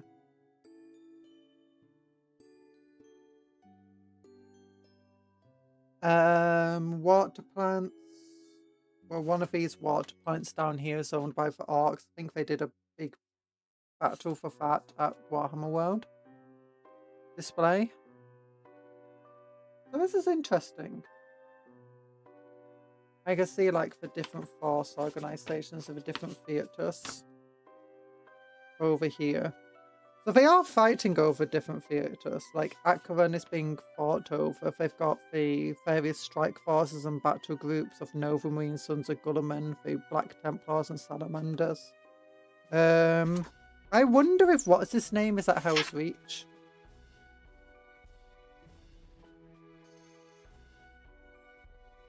Grimaldus? Nope, there's no Black Templars at Hell's Reach. Only Crimson Fist, Angels Eradicate, Stormlords, and stuff. Ooh. So lots of fights occurring over here.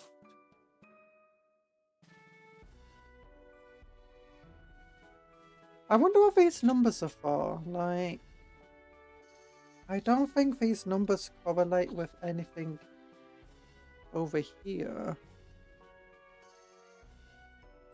01, 04, 03. So Volcanus Theatre, encompassing the entirety of Armageddon Prime, Volcanus Theatre includes 3 hive cities. An Operation Imperator 0 hour, Hive Vulcanus was the only hive in this theatre to remain in Imperial hands.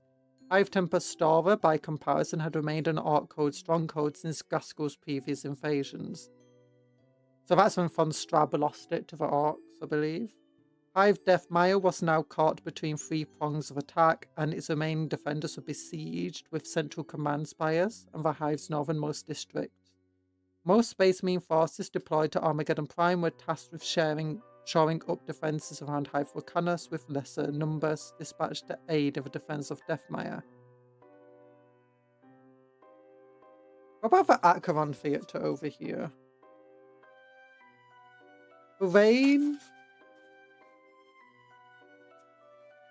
reign of Armageddon, region of Armageddon, sorry, encompasses the previously destroyed Hive Hades and Theodoris. So this was where they had massive battle against Angron. Well, Vasali showing up with 2 barges is insane. They mean business. No chapter deploys this their barges, like, except the Black Templars deploy barges all the time everywhere. The Black Templars somehow just have an infinite supply of barges. We have no idea how. If I go back to where it showed for barges, who else brought barges? Oh no, that's just for Orks. Here we go. There's a lot of barges here. Because you got the Subjugators, the Stormlords. Like, you got some chapters here. Basically, just have the entire chapter and the entire naval power.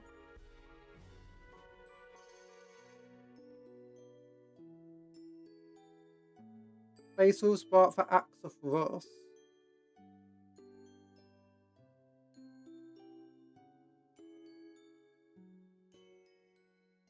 What did the Raptors bring? Yeah, the Raptors bought their Battle Barge too for War Talent. Like, most chapters won't have more than 1 Battle Barge.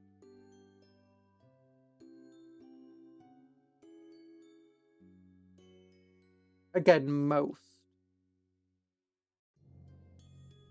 Yeah, it feels like a lot of the chapters here brought pretty much like a significant, if not all, of their real force over here.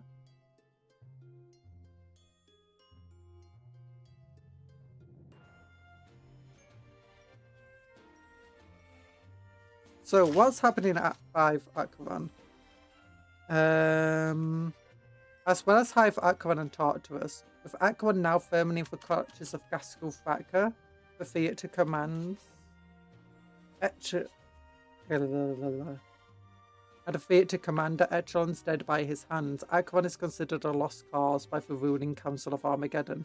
Others, however, refuse to accept this reality. Elements of the Marines' Malevolent, Salamanders and Black Templars have landed in Acheron Theatre to begin their campaign of destruction, salvation and vengeance. The Infernus Theatre is... where's Infernus? That's the safer planet. That's the one that's near Vector Jungle and is safely in Imperial hands. Infernus remains the most well defended on Armageddon Secunduses hives. These defences, coupled with the retreating forces, have rallied here, have prevented the Orks from breaching the walls, but they continue to converge on Infernus on all sides. The theatre's second city, Hive's Hell's Reach, has been largely overrun by invaders. The collapse of a sea wall inundated its lowest districts and under Hive with a deluge of toxic seawater. The strike forces deployed to the Hive Infernus and carve out the beachheads and landing zones near Hive's Reach. The Fire Race Theatre. Fighting of Fire Race has been primarily limited to the coastal regions, predominantly the sprawling expanse of Fire Harbour. Most Imperial in-theatre forces are stationed around the pumping stations, pipelines and hydroelectric dams, which provide energy and raw promethium to fuel the war effort in Armageddon Secundus. Phoenix Island remains crucial due to the Victana spaceport, one of only 2 facilities still functional on the planet's surface. Indeed, the spaceport is one of a few locations in Armageddon to have been blessed with the Space Marines' presence before the Ork assault. The Black Dragons fought here during the previous wars and have once again been entrusted with its defense, much of the discomfort of many of their prospective allies. The Deadlands Theatre, the continent known as the Deadlands, particularly the Nephilim Peninsula, hosts several crucial Imperial water filtration and Promethium extraction facilities. Elements of the Space Wolves are already fighting here alongside Astra-Militarum regiments, waging a desperate campaign to keep fresh water and fuel flowing north and east to the besieged hives. Yeah. So it seems, unfortunately, these pages did get a bit stuck together.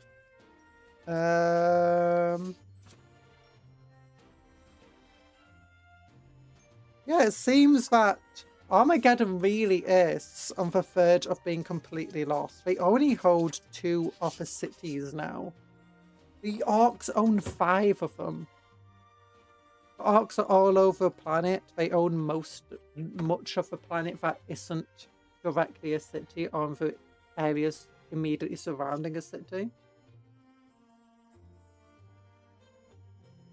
Oh, Inquisitor Cryle has some words here. Oh, we always want to hear what Cryle has to say. Never going to be racist with Crawl around. Once the industrial linchpin of the entire sector, the high road of Armageddon now buckles beneath the weight of another Ork onslaught. For centuries, this centre of industry. Where's my knife? I need my knife. Knife. Oh, knife is over here. Oh my gosh, no, I accidentally threw bits. I've got like a little base filled of bits that need throwing away. They're like screw bits. Oh gosh, they're all over the floor. Oh no. I'm just going to put that safely over here. Once the industrial linchpin of the entire sector, our hive-world of Armageddon now buckles beneath the weight of another Ork onslaught. For centuries, this centre of industry has supported imperial war efforts from Segmentum Solar's neighbour sectors to Ultramar Sectum's furthest reaches. Its people have endured grinding warfare beneath the burning glare of the system's star. The conflict passing only when the beleaguered world's unstable orbit brings its mass lethally close to a blazing orb.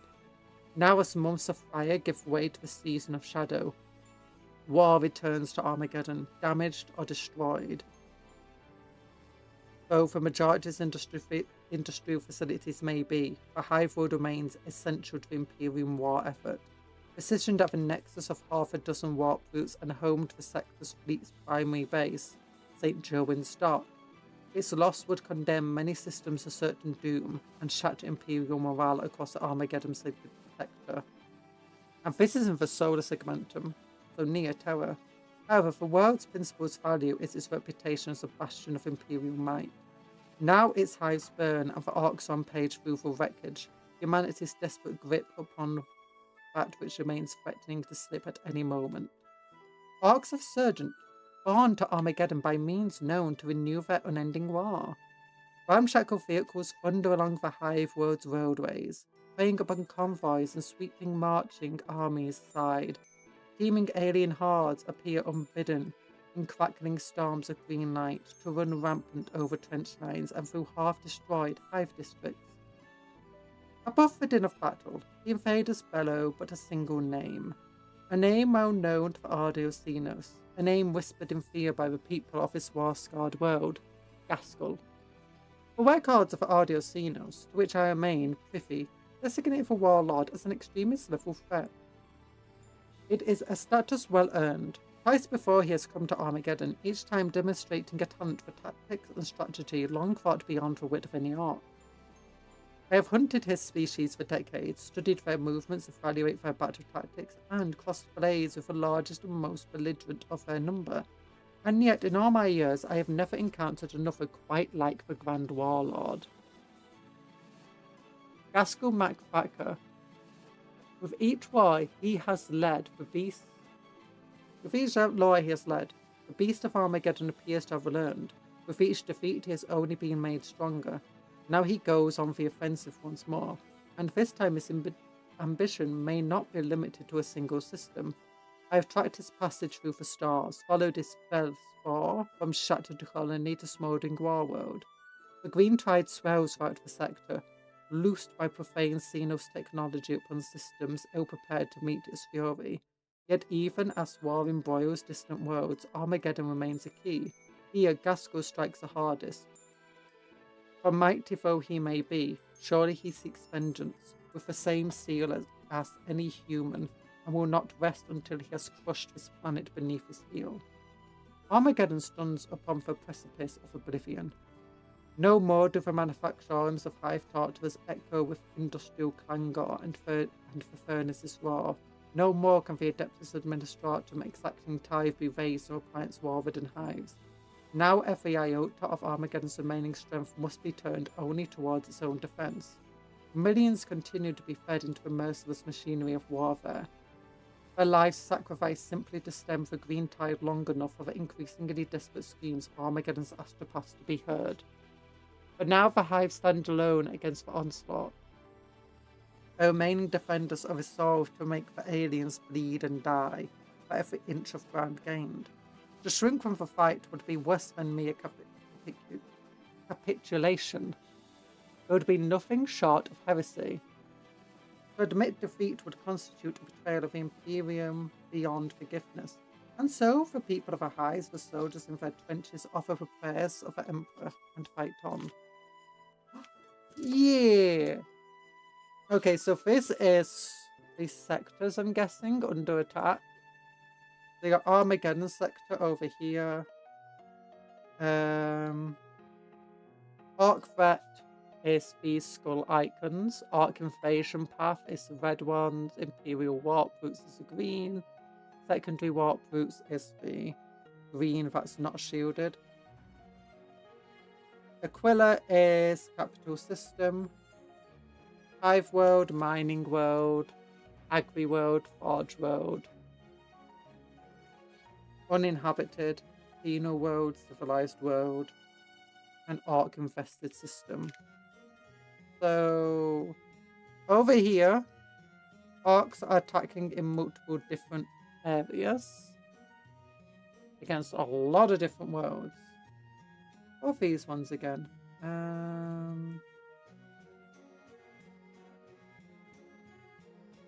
Agri world. So agri world, mining, civilized, agri.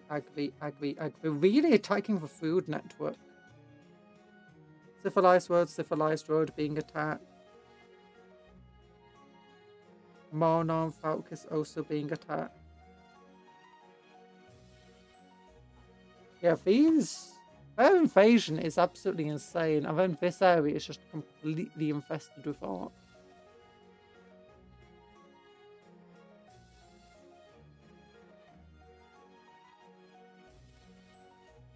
They seem to be isolated, these planets, as a result.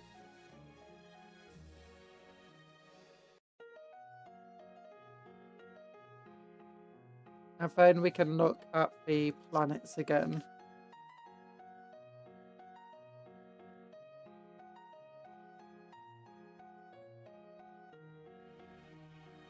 Formerly 9 hives, all located on the primary continent. Several hives are now destroyed under Ork occupation. When it comes to it. So yeah, we've not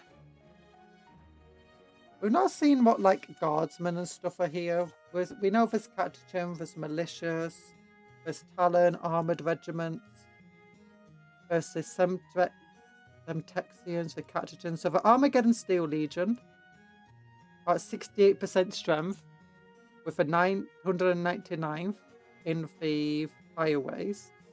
Got Kriegline Corps, Krieg Artillery, Frost Prime Maniples.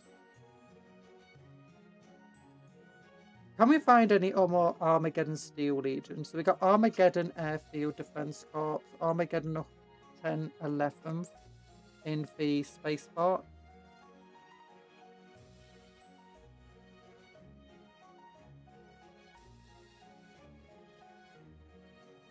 In the Acheron sector, we've got the Armageddon 1st Heavy Infantry Regiments, 5 militias, Legio Magna with one surviving Warlord Titan. Oh no. That doesn't sound good. Oh my gosh. In the Fireways, they've got 3 Warhound Titans, but 2 are injured. At the space part, they have no Titans.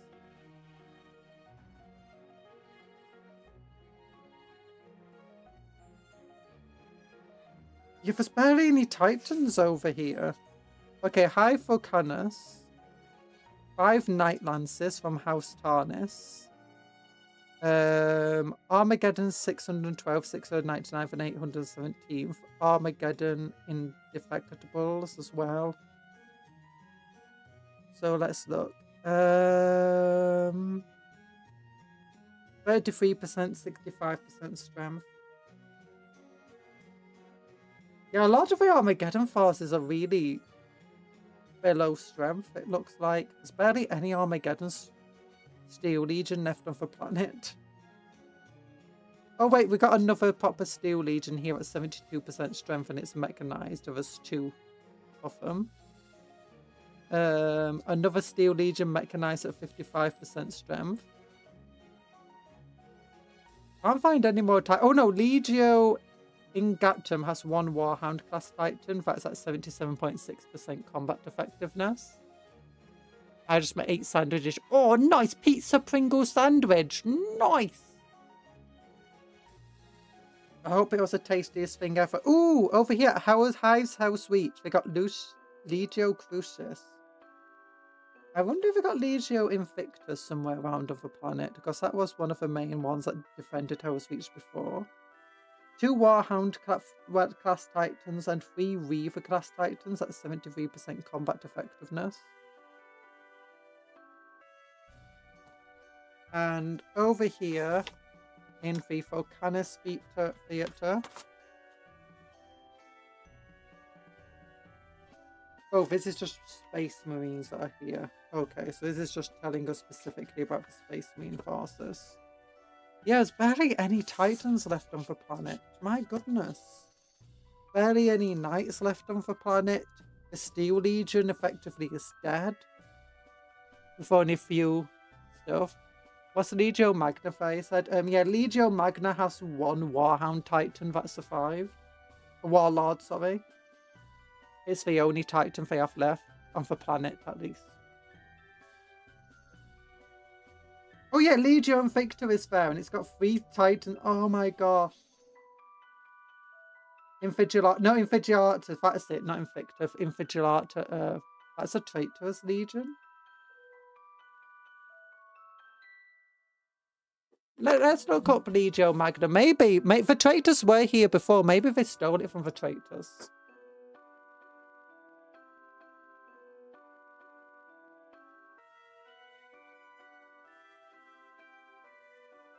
Nah. Wait, was it notable Titans?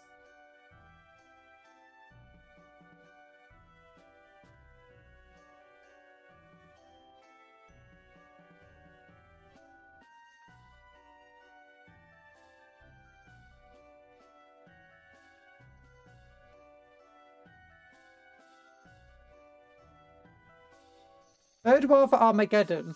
The planet Armageddon, Lynchpin, is a polluted wasteland.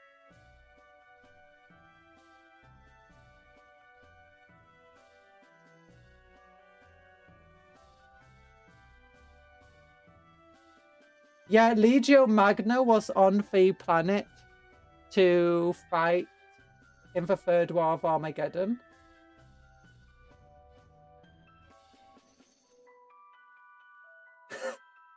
That means the Loyalists managed to take out one of the Warhound Titans and put it back into operation for themselves. I guess that tells you it's the Tyrannus Maximus. Let's see if I can find it in the important Titans over here.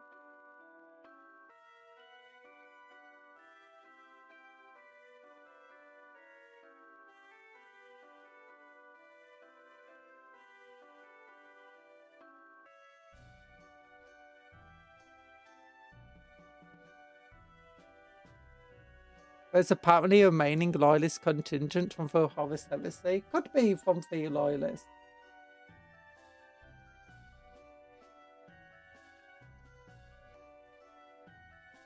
The traitor for flaming school legion of the field Imperial Armor 1. The Legio Magna, however, appears in several other sources as fighting on the side of the Imperium.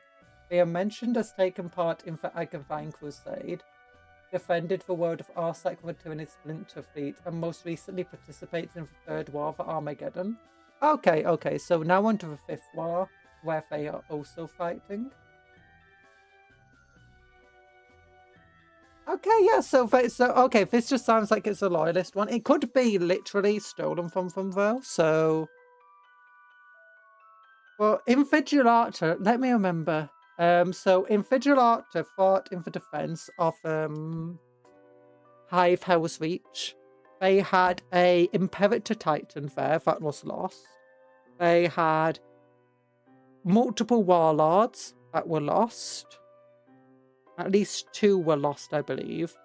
They had at least 10 Reavers, and I think only 3 survived.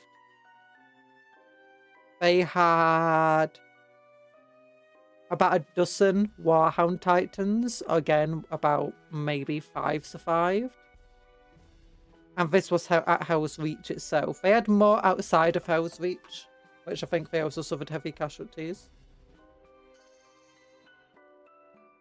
So seeing them still on Armageddon, but with only 3 Warhound Titans is, like, insane. Because half paying attention and that name, Bay by Ears pick up like the heck, is scares just LARPing around on... I mean, they could be, for all we know. Like, I imagine the Chaos are very interested in not letting the Imperium fall to Orks, of all things. So let's look at some of this stuff here. When Gaskell's war slammed into Armageddon and Astartes' forces responded, others heard Marnius Kalgar's rallying cries, joining the muster at Frost Prime to prove their strength. So yeah, it seems Marnius Kalgar got everybody organised. We won't read everything here. We'll just do like tried cliff noting this to some extent. Where's my knife gone? Others, notably Marines Maleficent and Stormlords, were simply fortunate to intercept the rallying cries of Ultimar's astropaths. A few chapters, most notably for Space Wolves and Black Templar, had forces near Armageddon before. High Marshal Hellbretch's Black Templars were already engaged throughout the subsector and contributed 2 fighting companies to a muster at Frost Prime. The Space Wolves too had been raging decade-long wars there. So what's this about the Blood Angels?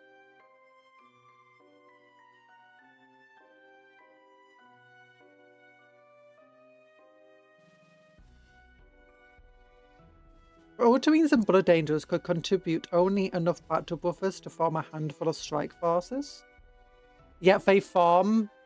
Yet all of the arts, the advertisement, and the, you know, box art is Blood Angels and Ultramarines.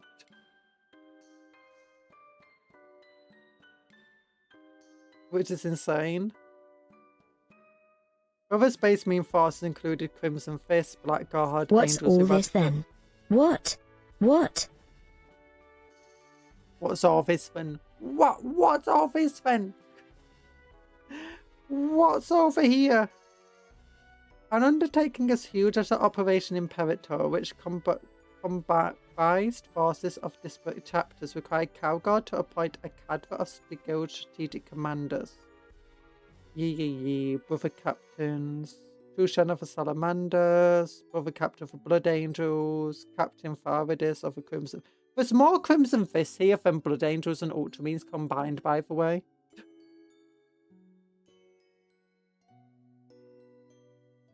There's more Salamanders here than Blood Angels, Crimson Fists, and Ultramarines combined.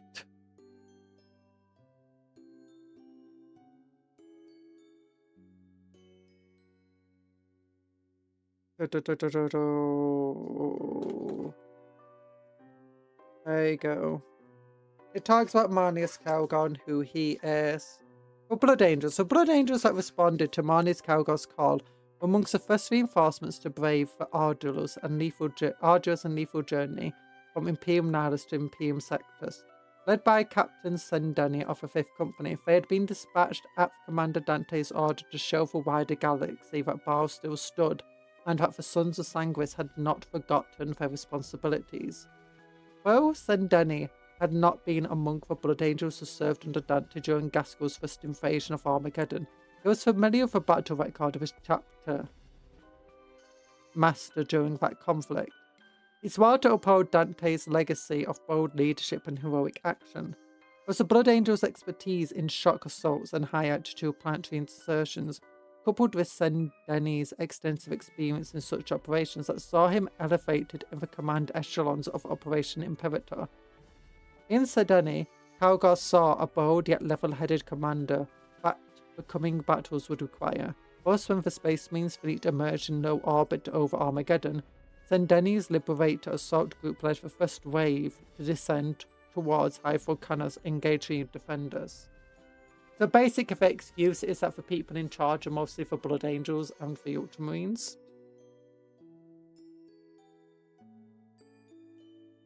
Oh, so you got the colour schemes and how to do the different things with Dark Angels here. Oh, Crimson Fist and Salamanders. Could Salamanders get a little bit? Led by their chapter master, Tushan, 6 companies of Salamanders were deployed to Armageddon. Some of these warriors had been seconded to battle group Caesarion before the outbreak of war, while others were rallied from distant war zones. They would be deployed across Armageddon in almost every theatre of the war. Strike Force Tushan, consisting of warriors from the 1st and 2nd companies, led Operation Imperator's relief of Hive Infernus. While the assistance of strike forces from the Stormlords and Subjugators, Tushan's Salamanders would brave the massed force surrounding Hive Infernus, launching targeted strikes for Xenos hordes across Styges River, beginning a guerrilla campaign against the Orks in the Diablo Mountains and aiding Imperial forces seeking to recover the Infernus South Forge complex. The Salamanders find themselves particularly at home in the Diablo Mountains, for the catastrophic fighting that occurred during the 2nd season of Blood had resulted in rampant volcanic activity, turning the Diablo Mountains into a hellscape marred by rivers of lava and reminiscent of the Salamander's home planet Nocturne. The Crimson Fists! Yeah! And the Salamanders. Oh.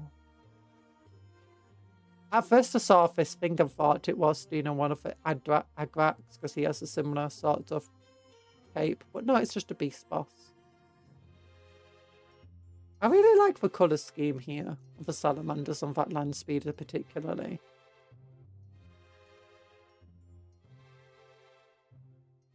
There's no foe the Crimson Fist despise more than the Orks. The chapter's battle brothers. Oh my gosh! Is this a firstborn Marine? Like, that does not look like a Tacticus Marine at all, the Primaris. That doesn't even look like a proper boat valve. That looks like an old-fashioned boat gun. Like, that's proper... Okay, maybe it is a bolt rifle, because it is about the same size. Yeah, that one looks Primaris just with a normal helmet. I guess it is Primaris just with more firstborn gear on it.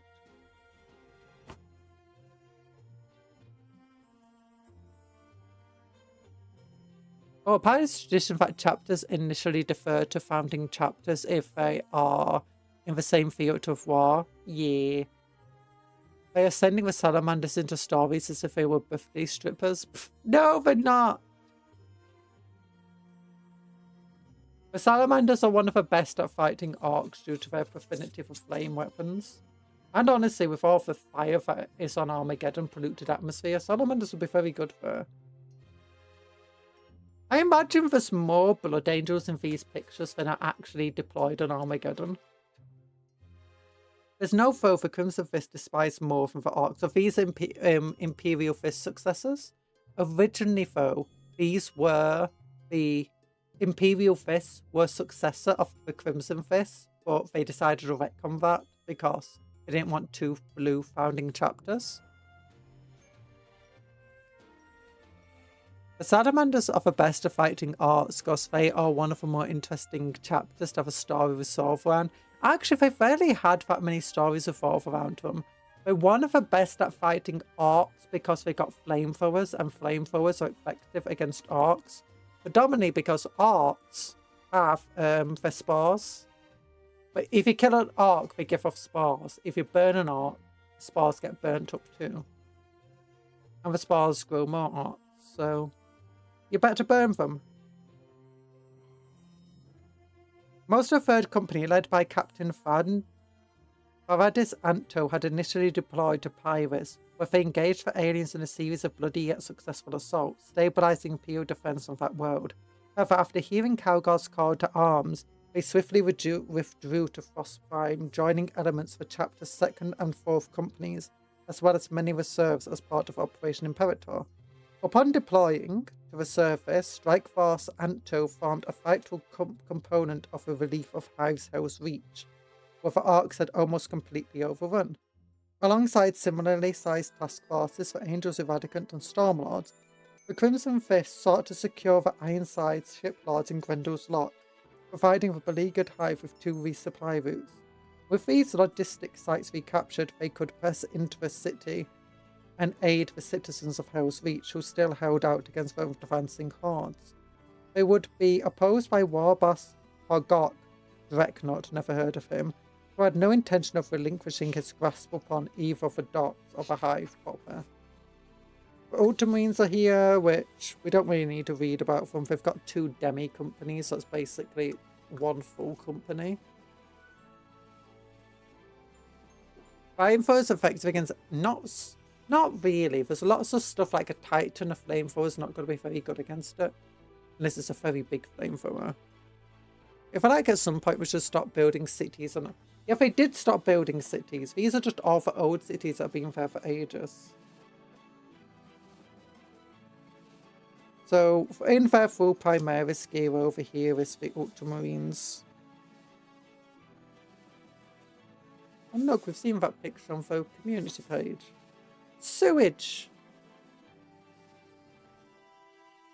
Though by the standards of those contributed by other chapters, the Ultramarines contingent of Operation Imperator took a leading role in planning the execution of the initial assault.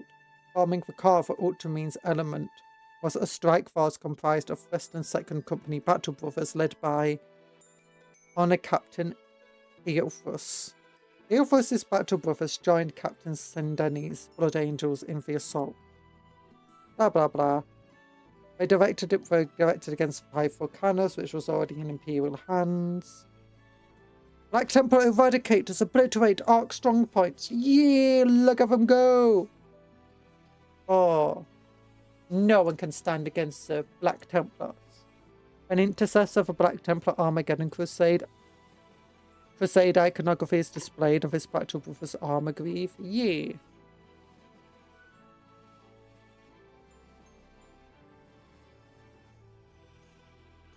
A member of the 3rd Company of the Crimson Fist 3rd Company, 3rd Squad of the Crimson Fist 3rd Company, brother Jason Carmis was severely wounded during the battle for Grendel's Dock.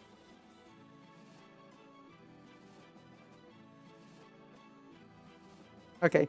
Twice the Black Templars have come to Armageddon's aid, battling Orcs, demons and traitors alike in their endless quest to defend the God Emperor's domain and uphold Imperial creed. High Marshal Hellbatch has never truly let go of his vendetta against Gaskell Mag Uruk Thaka.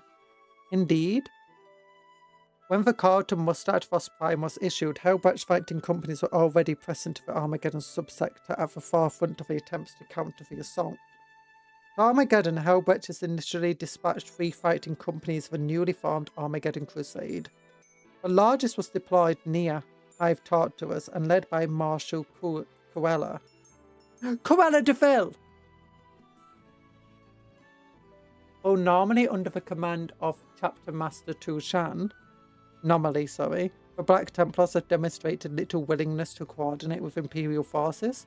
Instead, they pursue their campaigns of vengeance and purgation against the invaders and demonstrate only contempt for beleaguered human forces defending Armageddon, whose exhaustion and despair they see as a spiritual weakness. Yeah, I don't really like how Black Templars have been acting in most recent lore. Made me not want to play Black Templars anymore.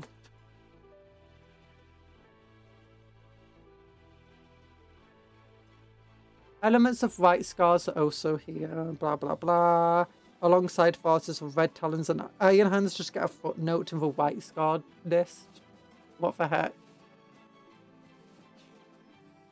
Then we got the various things here. That's not an Ultramarine, by the way. It's just librarians usually wear blue. I feel like at some point we could stop building city, looking away embarrassment. I swear they are usually cool. Iron Hands are usually cool. What? So Gaskell Vrak, we know about Gaskell Vrak. We don't need to read about him. Was previous onslaughts against Armageddon? Black Templars. Yeah, they're annoying recently.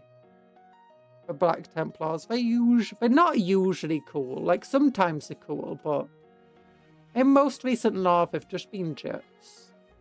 And it's not been fun reading about them just being jerks.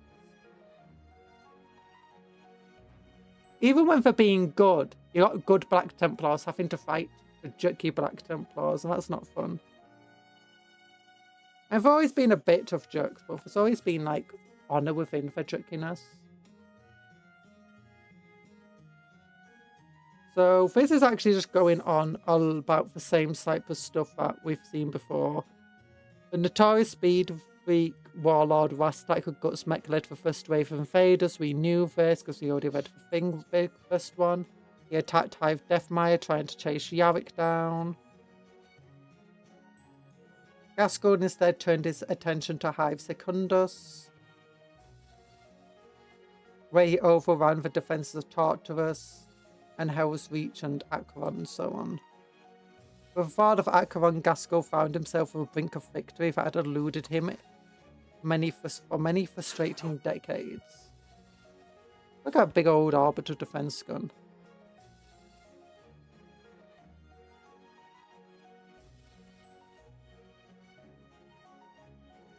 Well, we got the different clans. We got the Goths, Usmog Badai. Oh, Goths Badai is in Goth. Oh, and his Basher Boys are amongst the most prominent of Goth-led warbands in Armageddon.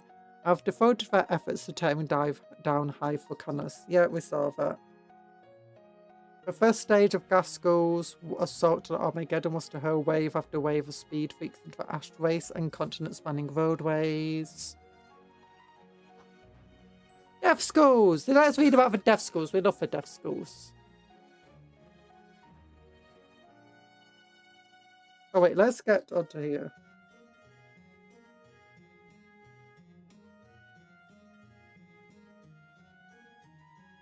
Yeah, that's not anything special there. Orks of the Death Skull clan have a poor reputation even amongst their own species. Light-fingered in the extreme, they're constantly on the lookout for valuable gubbins and will stop at nothing to get their grubby hands on that which takes their fancy. The Death Skulls are also notable for their love of blue, believed by Orks to be the luckiest colour. After all, when engaging in the most deceit and thievery as the Death Skulls, even the smallest amount of luck goes a long way. It does. It does. Gaskell's hordes contain a number of Death Skulls warbands, but none as prominent as Gorzog Scumlooters Nose Grabbers. The Nosh Grabbers! Their thieving gits set their sights on Infernus South Forge Complex. The spawning network of furnaces, factorums and production lines contained a bounty of shiny mechanical components. Scumlooter could barely wait to get his grubby hands on. The fact that an entire Kriegerline Corps stood between him and his prize did little to dampen the war boss's enthusiasm. Blasting their way through the Death Corps' defensive positions, in a storm of fire, the Nosh Grabbers have seized several weapon factories and assembly lines. Their mech boys have set about repurposing these ill-gotten gains just in time to turn them against the waves of space marines descending upon Armageddon. Yeah. Although Hive Infernus wasn't that liberated pretty quickly. So I don't think that went well for them. Then we got for Bad Moons. Well, we're not really talking about any of the super important people here. Oh, the Blood Axis. And wait, the Snake Bites are also here. Ooh. The Snake Bite are committed traditionalists. They favour low-tech weapons and war gear, eschewing anything they see as newfangled or overly fiddly unless absolutely necessary. A large number of snakebite orcs have managed to thrive in Armageddon's sweltering equatorial jungle despite repeated attempts to burn them out. Big Boss, Ork's Dreadfangs, are a particularly feral group of snakebites who were engaged in a terrifying campaign of pyromaniacal carnage before Gaskell's arrival on Armageddon. In their ill-fated attempts to cleanse the alien stain from the equatorial jungle, Imperial authorities had begun a campaign of chemical and biological warfare against its flora, hoping to deny the Xenos their hiding places. Swath of the forest burned or witted beneath an onslaught of anti-plant munitions. Far from exterminating the Orks, however, these actions were akin to kicking a hornet's nest. Erkvis, having already been spawning for a fight, has enthusiastically hurled his boys into the fray. His forces contain an unusually number of weird boys and were-boys, whose bizarre psychic powers fill the smog-clogged air with pounding drumbeat sounds and coruscating storms of green lightning.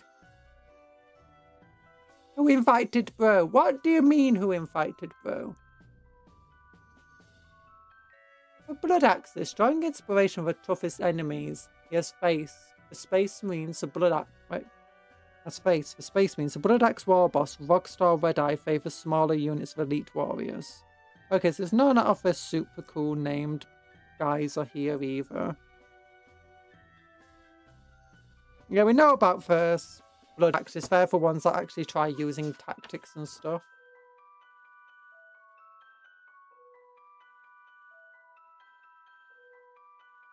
So we got information here.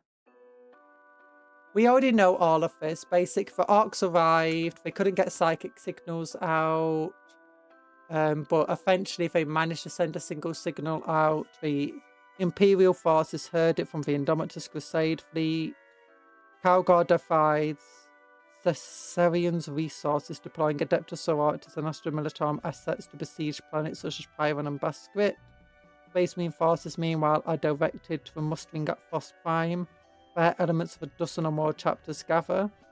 They will form the spearhead of Calgar's planned relief of Armageddon, codenamed Operation Imperator.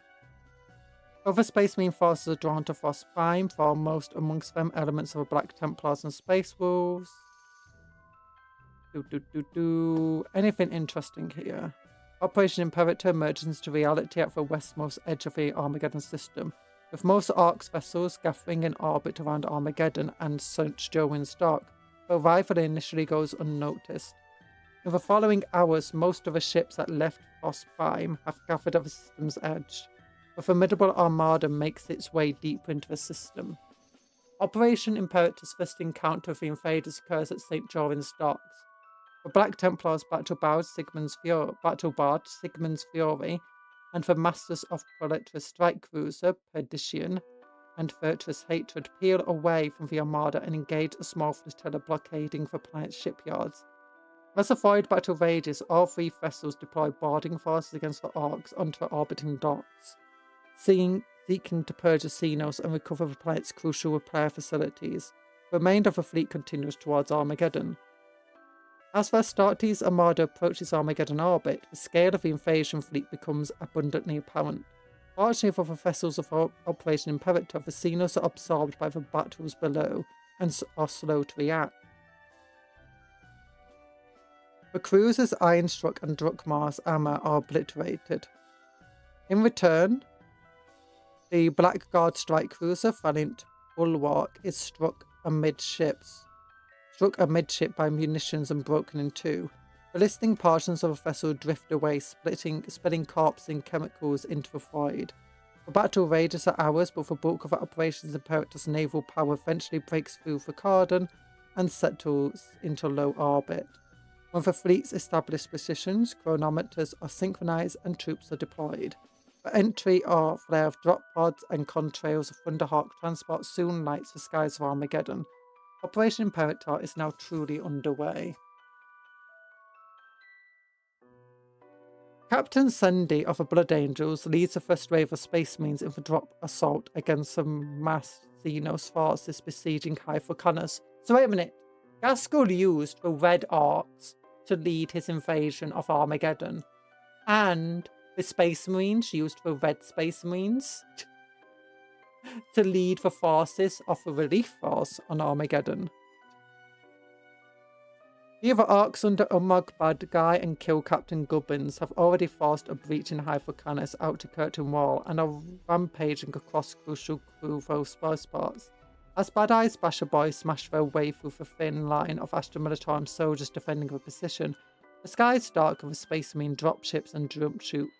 The Brigadier defenders, led by Commissar Graves, rally at the sight of the Angels of Death and hurl themselves back into the fight. Graves was there! Oh, more stuff. How are you doing? We're doing well! We've looked at all the stuff and now we're looking at the new lore.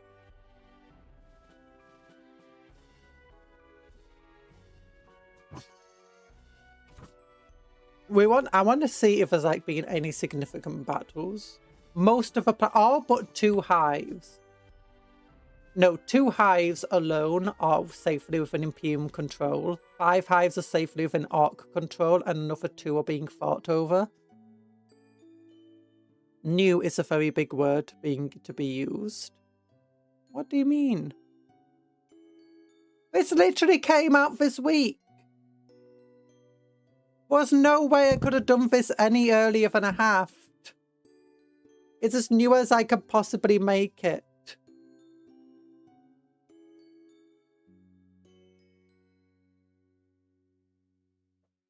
What do you mean? I were not one of the people that get the priority release of stuff. Now, say we've been talking about Armageddon for so long. Yeah, that's because Armageddon is amazing. And this is new lore on Armageddon. New Armageddon lore. That overwrites for old lore we learned. Actually, no, it doesn't overwrite. It follows the old lore we learned. So, Salamanders attack one of the groups. The final blow struck by Captain Sardi, who claims Goblet's head, breaking the cohesion and momentum of the Ork assault.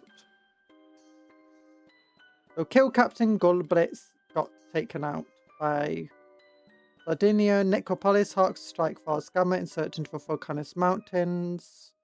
After 2 hours, the Space Marines breach the structural walls.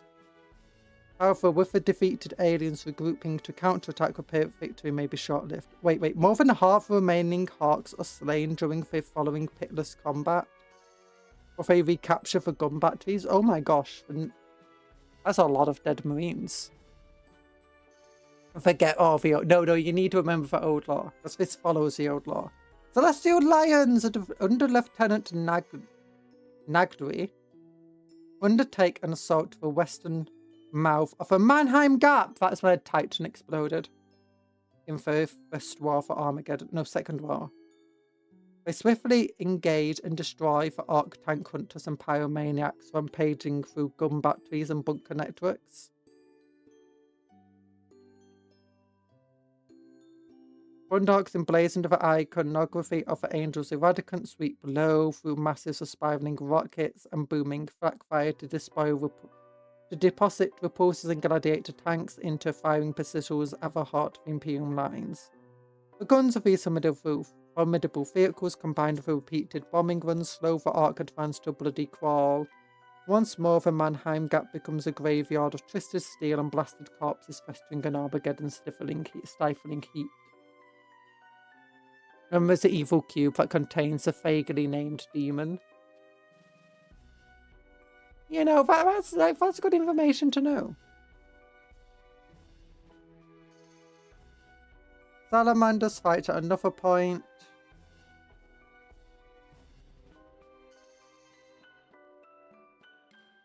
Captain Umas chases Bad Eyes mobs into the western foothills of Volcanus Mountains.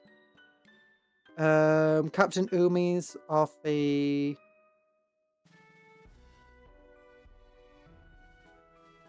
Oh, Umas of the Marines Maleficent. Salamanders and Maleficent fighting together. Oh my goodness, that doesn't sound good actually.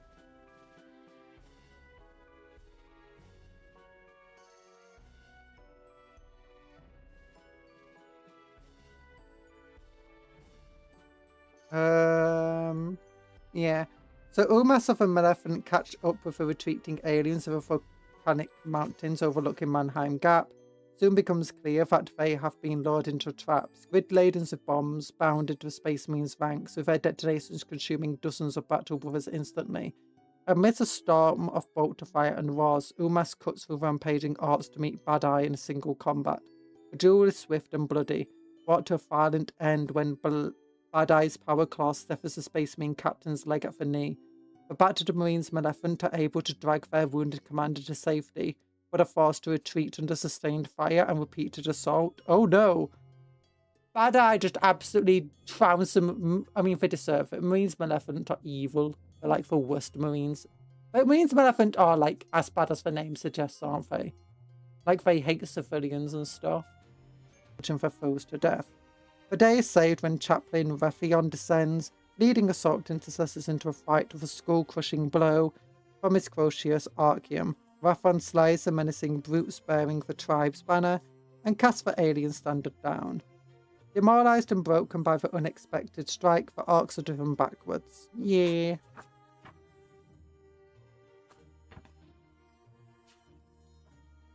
We've already looked at how things are going here.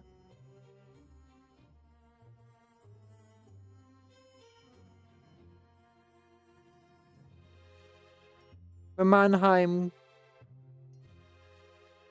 Yeah, High Volcano seems to be doing pretty well for itself, all in all. Orks have suffered massive defeats over here. Marines Maleficent will happily fire through civilians if it kills the enemy faster. It's Captain Uma. Yeah, Captain Uma lost his leg. Don't worry about it. He needs to be put down now, I'm sorry. You can't just give a Marine a cybernetic... You can't give him a cybernetic leg. The Volcanus Archipelago.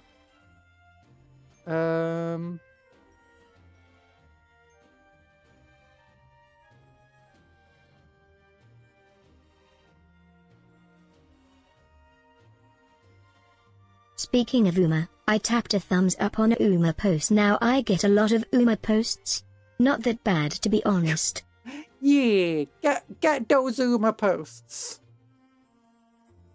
Wait, named for Coats Mannheim, the Princeps of the Legio Metallica and renowned hero of the Imperium, the Mannheim Gap is the only pass through the Volcanus Mountains large enough for super heavy assets to traverse. This location was the site of multiple battles in early invasions, and is now a hideous example of expansive ruined vehicles. The blackened hulls of armoured transports, open-topped wagons, and monstrous corroded bodies of titanic Ork walkers looms over destruction like skeletal remains of slain gods. In the shadows of these wrecks, the fighting continues. The ongoing battles range in scope from small raids. Oh no, never mind. The defence guns. Stand atop the largest peak, the defence guns. During the second of Gasco's invasions, and again in recent months, the Orks seized the fortresses and turned its guns with a nearby hive. Immediately after securing Volcanus spaceport, Captain Sedania and his Angels recaptured it.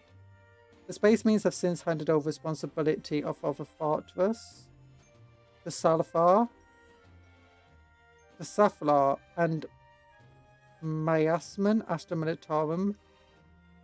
Saflar, the Chemdogs battalions. Majos, Befores, Capra, Omicra, Freyet of Boss Prime has taken charge of its repair, seeking to restore the gun batteries. Okay, yeah, the gun batteries apparently very damaged to the battle, as we read about. Because the gun batteries don't exist, the gap is still very difficult to hold. North of High Volcanus.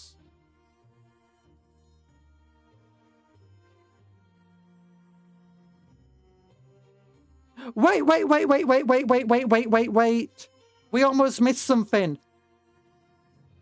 Other more mysterious space marine forces have been sighted amidst the infernos.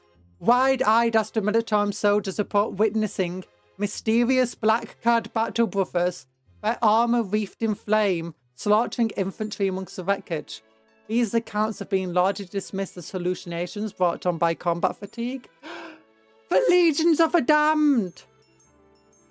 The Legions of... does this mean Legion of the Damned kill team confirmed? Okay, some of you might not recognize the Legion of the Damned. Legion of the Damned is basically really old models. Basically, literally demons. They are Imperial demons in the shape of Space Marines. Imagine Ghost Rider, but make him a Space Marine. And make him an actual ghost that just appears in the warp.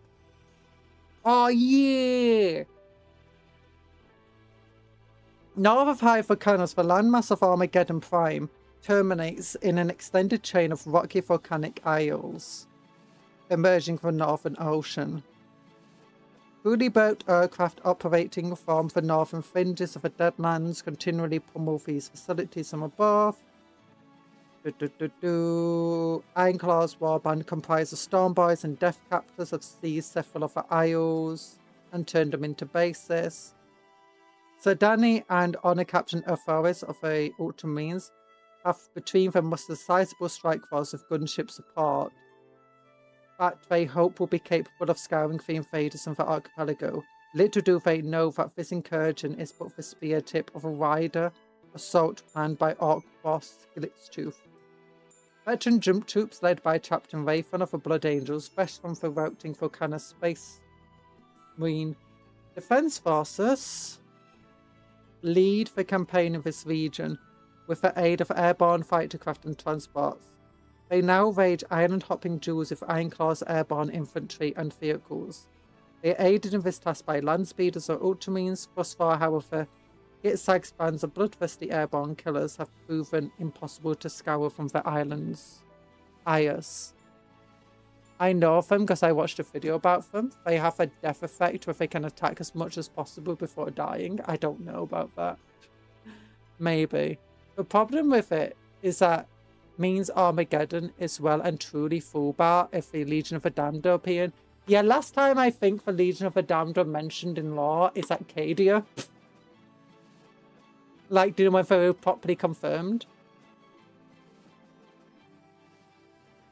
That being said, they have appeared with Saint Celestine and other demons on other planets that haven't fallen.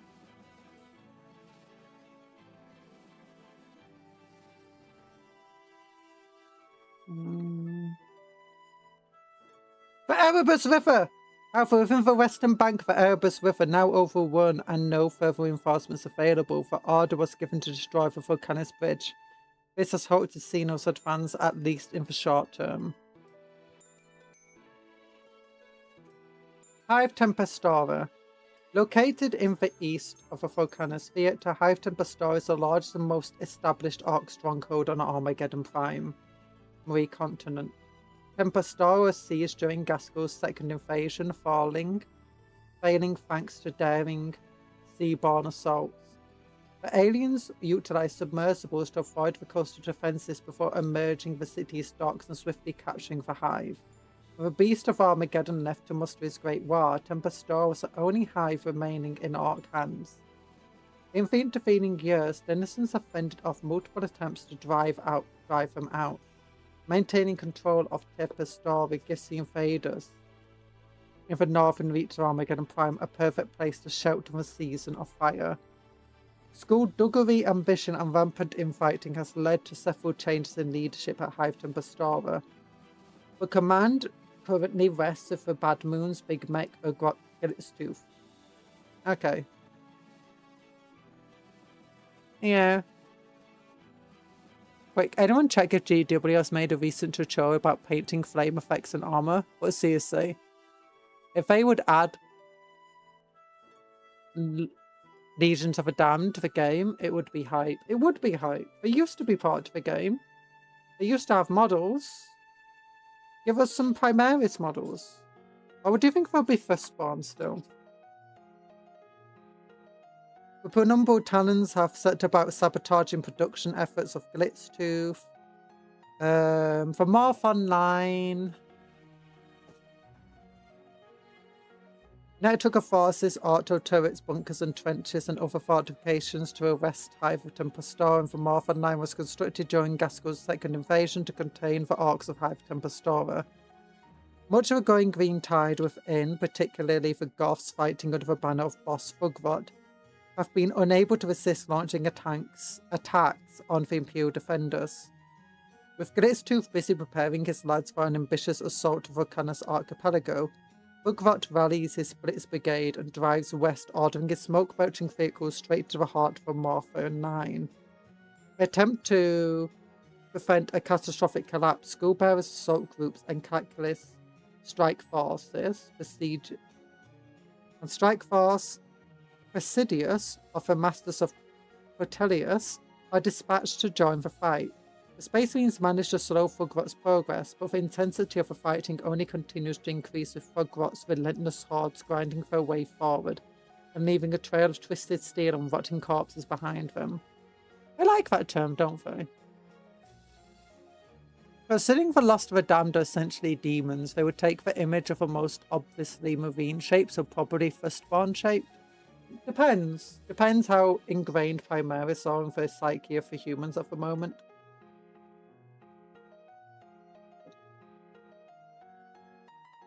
Best scenario added to a 40k with rules, models, and probably an upgrade sprue. Bad scenario, kill team. Why is that bad? Kill team would do the same.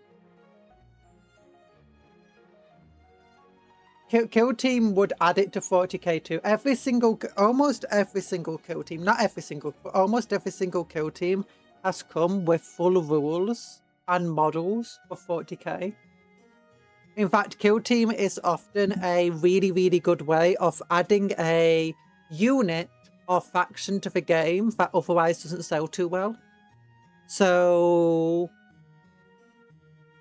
what would be a good example of something that Ratlings? For instance, Ratlings are not a unit that would particularly sell super well in the Imperial Guard. But the Ratling kill team is a unique kill team, and as a result is more likely to sell just to play for people who play kill team. As a result, it's been very much used to add in lots of troops to 40k that they want to sell more of effectively, or they think wouldn't be popular enough by themselves. And as a result, kill team gives them that popularity. Not always, like sometimes you get things like Raptors, one of the most popular Chaos Space Marine kits, getting kill team upgrade. So I can imagine a scenario if it only get added to Blood Bowl. Blood Bowl is fantasy. They don't have Space Marines in Blood Bowl. Battlings, yes. The evil hobbits. Or the killy hobbits. The sniper hobbits. Sniper hobbit. They still love for food and cooking though. Fort Ignos found a key portion of the Middle Morphin line was garrisoned by sizable Astra-Militarum forces. Here the Boss Blitz Brigade, Boss Fugrot attack.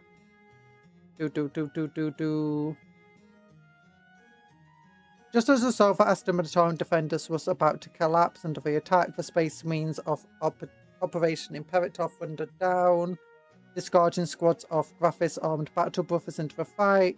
Skullbearers, assault groups Calculus smashed into the tight-packed formation, shattering vehicles and blasting riders from the saddle. Fugrot committed his heavy armour to the fight. The iron power of his tracked war fortress swept dead combatants and broken vehicles aside and crashed into the fortress walls, opening a breach. Blah blah blah. Fugrot's forces continue to sweep over Mognet 9. Yeah.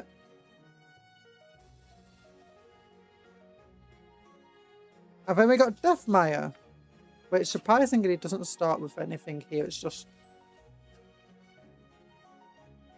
if they are like saints, they would originally have been actually Marines who's possibly died heroically. So there's a few lore about what happened with them. I can't remember which Space Marines it was, but one of the Space Marine chapters, or at least a lot of Space Marines from a certain chapter, got lost in the warp. And it's believed that the Legion of the Damned might be them.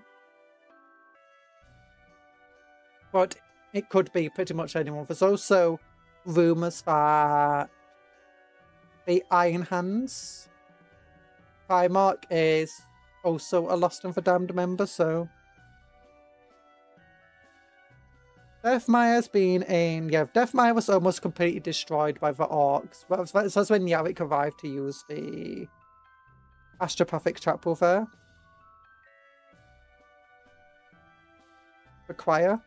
The Eyes of the Emperor Observatory, a technological installation unknown but ancient provenance. This facility rises amid the peaks of the Hecate Mountains, several miles north-east of Hive Deathmire.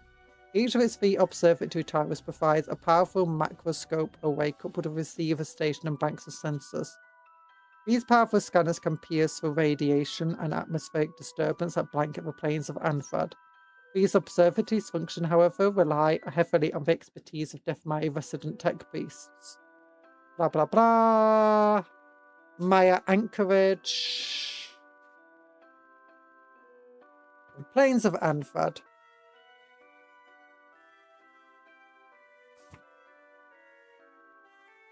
I guess this is White Scars fighting against the on the plains or something.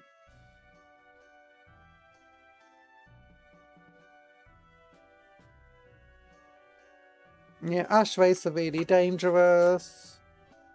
Blackfire Death Pits are really dangerous. White Sky Scarblade Strathbark, led by Dimmatul Subito Khan, have made excellent use of these conditions, launching hit-and-run assaults with combat bikes and various patterns of speeders, before retreating into the heart of Blackfire Death Pits.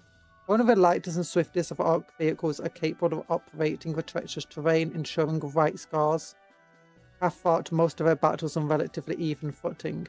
A high-speed conflict, however, has captured Wastak Gutsmek's attention. Yeah. So Raptors were fighting at the Liberation Line. Equatorial Jungle also has a lot of stuff. Was Plague... I thought that said Plague Marines. Plague Marshes.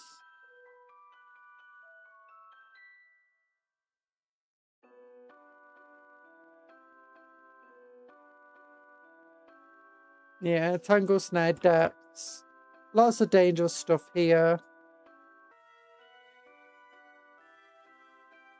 That was the Firehawks, I think, but they did appear in the Webway War during the Horus Heresy, so Firehawks may have joined them.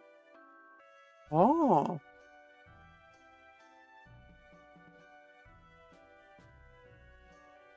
I never knew about that. The Legion was there. The Legion of the Damned.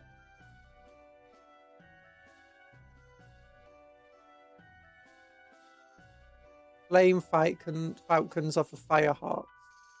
The Firehawks. Ooh, that's a rusty stuff. Minos Bridge. For centuries, arterial roadways have cut through the Equatorial Jungle.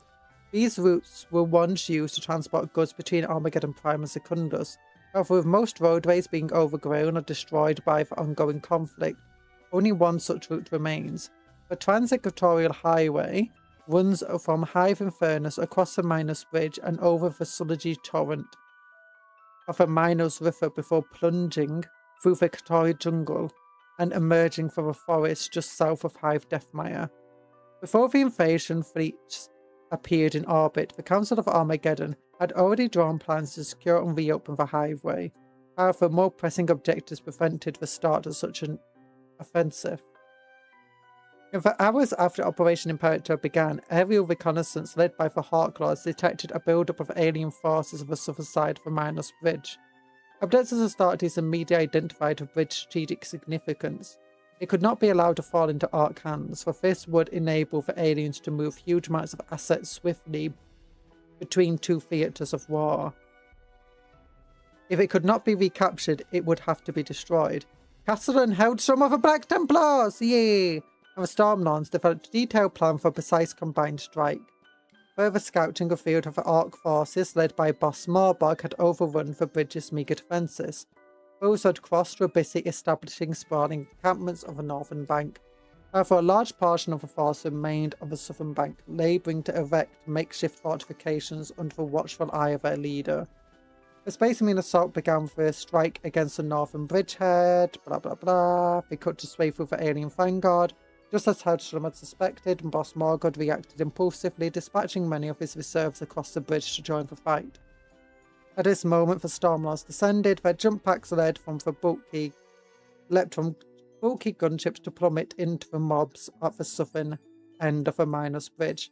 Teleport homers slammed into the ground, their empiric beacons flaring with a blinding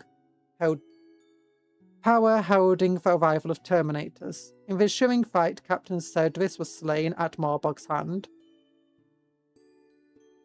So that was a Stormlord dude. Still, the intervention of he and his warriors had the desired effect, inflicting death and destruction enough to buy time for Hedstrom's Black Templars to regroup, secure the Miner's Bridge, and drive the remaining Orks back into the burning jungle from whence they came. Yeah! Then we've got Hive Infernus, which is currently in the humans' hands. The Death Skull War, Gosmag, Scumluta, and Nosbag are for envious eyes on seizing the production site. We already knew that much. Diablo Mountains, Stygian Bulwark. Hell's Reach! Oh, Hell's Reach! Hell's Reach is one of the most renowned books of the Space Marines. Hell's Reach looms over the southwest coast of Armageddon Secundus, its behemoth peak soaring even above the mountain ranges to the north. Some say it was the first hive established on Armageddon. It is because, or arguably is, because apparently its church is the first church ever built on Armageddon by the original colonists. Apparently. Hell's Reach have long been critical to the planet's industrial output and the sector's capacity to wage war. A centre of Promethean production, its coastal refineries are fed by offshore extraction plants, blah blah blah. Citizens of Hell's Reach have a proud history of resistance, largely inspired by a Black Templars' heroic stand at the now destroyed Temple of the Emperor Ascendant. Yeah, that's the first temple ever built on Armageddon, apparently.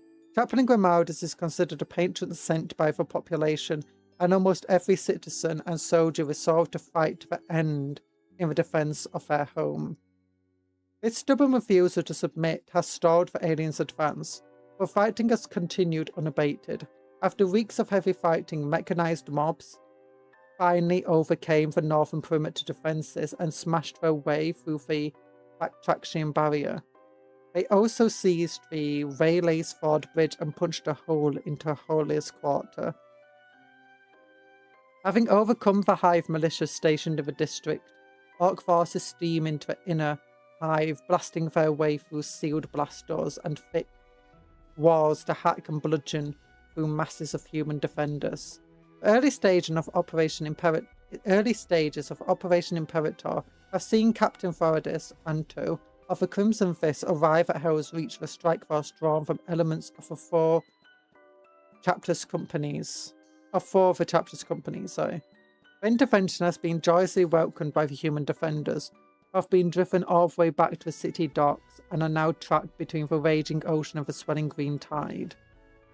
The city's remaining citizens are not alone in welcoming the Crimson Fist. The landing of the Space Marine adversaries has also inspired great glee in the invaders, particularly Dreadnought.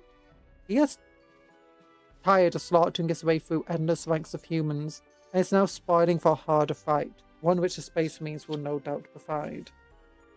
The maze. The northern flank of Hive Hell's Reach was formerly protected by a line of fortifications collectively known as the Bactrix Barrier. Rock impacts, so that's basically spaceships, And continual mechanized assaults have resulted in the obliteration of a majority of the defences, cordons, fortifications, and gun batteries. Yep.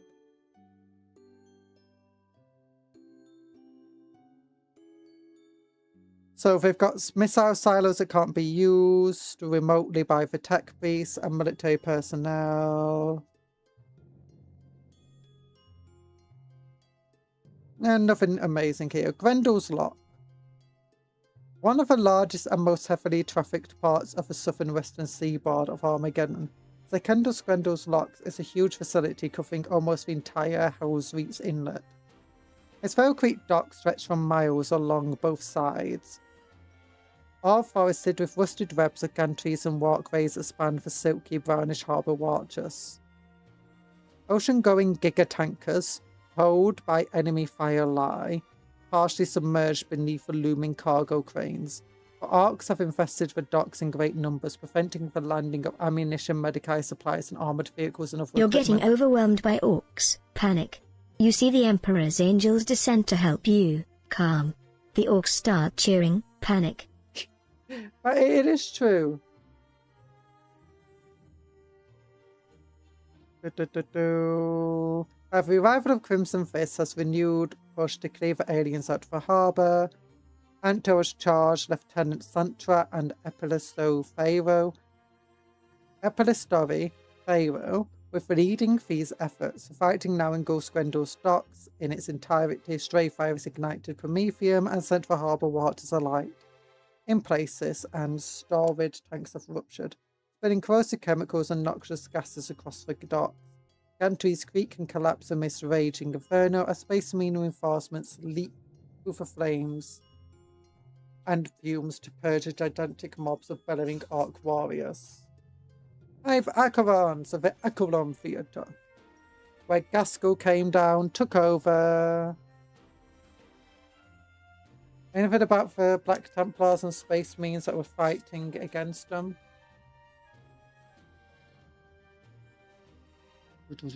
Imperial forces in the Acheron Theatre have suffered the highest number of casualties amongst Armageddon's defenders. This campaign badge now serves as an epitaph for the millions of slain soldiers and civilians. Hold on. So let's look. Warboss School Stomper has been ordered attacks.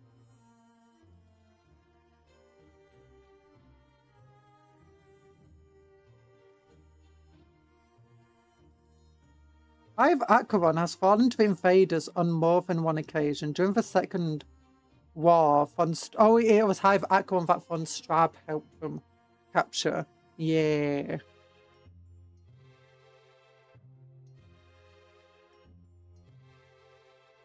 While the arrival of Space Marine reinforcements has boosted morale amongst the defenders, the overwhelming might of invaders has ensured that the situation remains desperate.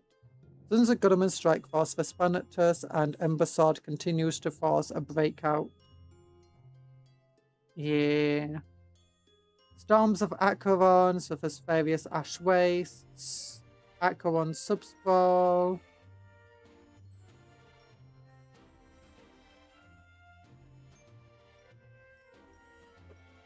Battle Group Honorum of the Nova Marines are amongst the first Space Marines to land battle tank formations on Armageddon, and they have contributed armor squadrons to fight the colossal confines of the subspawn. High Theodoris was one of the ones that were destroyed, and that's when it was amongst the first casualties during the Armageddon Season of Blood. Overrun by Cornate cultists and demons, the city was reduced to ruin prior to the World Eater's assault on Armageddon Secundus. Abandoned in the wake of the conflict, the blasted ruin of Theodoris has since been infested by beast snagger tribes, led by the giant snakebite war boss, Gitrux Shincracker. The Orks have found the conditions here to be to their liking. The squigs they breed within this irradiated ruin display unique mutations, growing to colossal sizes and demonstrating great ferocity, much to the delight of a Shincracker and his lads.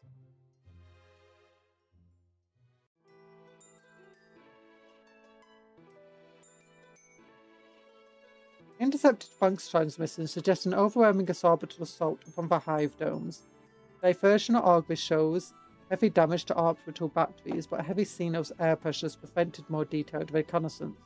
Based on evidence available, I have concluded that Orks control the city. The Council does little more than acknowledge my reports. Infernus is besieged. The Hemlock Garden is broken open, and we can expect no further reinforcements from Akron. I fear we stand alone against the hordes. Report of a Governor Firkin. Hive Tartarus. That was already a destroyed hive, wasn't it?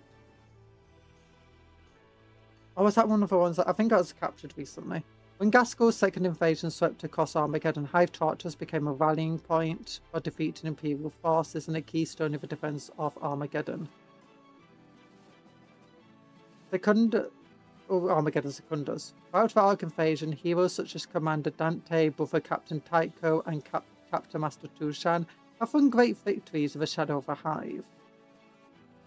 Yet these conflicts left a terrible legacy of destruction. Defences failed, factums reduced to ruin, and millions died, whether at the hands of invaders due to disease or simply from overwork and exhaustion. Heretic uprisings gripped the hive during the Season of Blood, further eroding the depleted population. When the Orks returned in force, the hive defences were found wanting. Morgul Grimsnack, Bloodscar tribe overran the Homlock River turrets and led the assault on Hive Tarantus. The Goth Warboss drove his gun fortress straight through the battered Hemlock Gate and planted his banner atop the ramparts. However, Black Templars for Armageddon Crusade have different ideas and ignore these instructions. We found a Black Templars finally!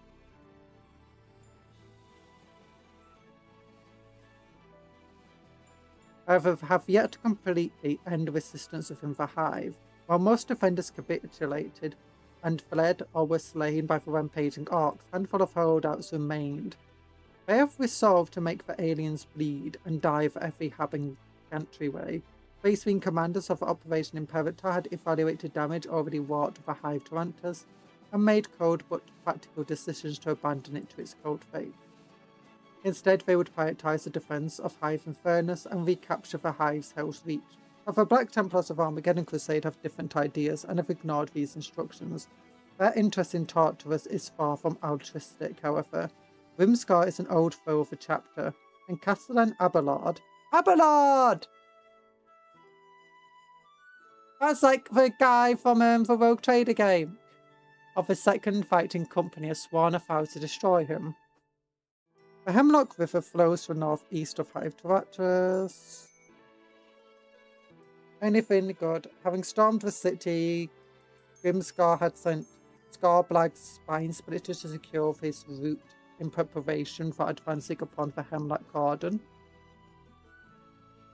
Incendious Beast Spearhead Ulkar, a Salamander's mechanized formation, now swims southwest from their landing site in the Ash Race, south of a hive to meet the spine splitters advance and prevent them from overrunning the Garden's already stretched defences.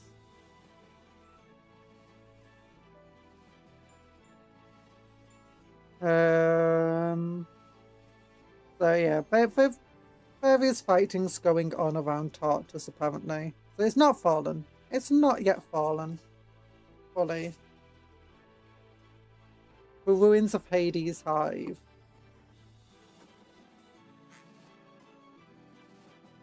A broken testament to the might and vengeful fury of Gaskull Thacker, Hades' hive is little more than a miles-wide crater filled with twisted metal and atomized remains of the asteroid projectiles that sealed its fate.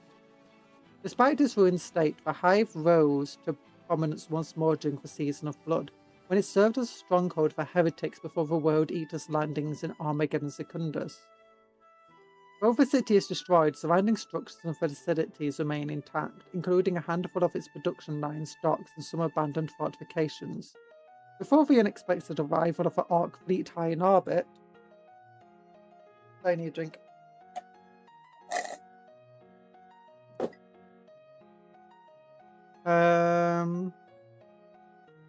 The Council of Armageddon had initiated reconnaissance and recovery operations intending to bring these facilities back online.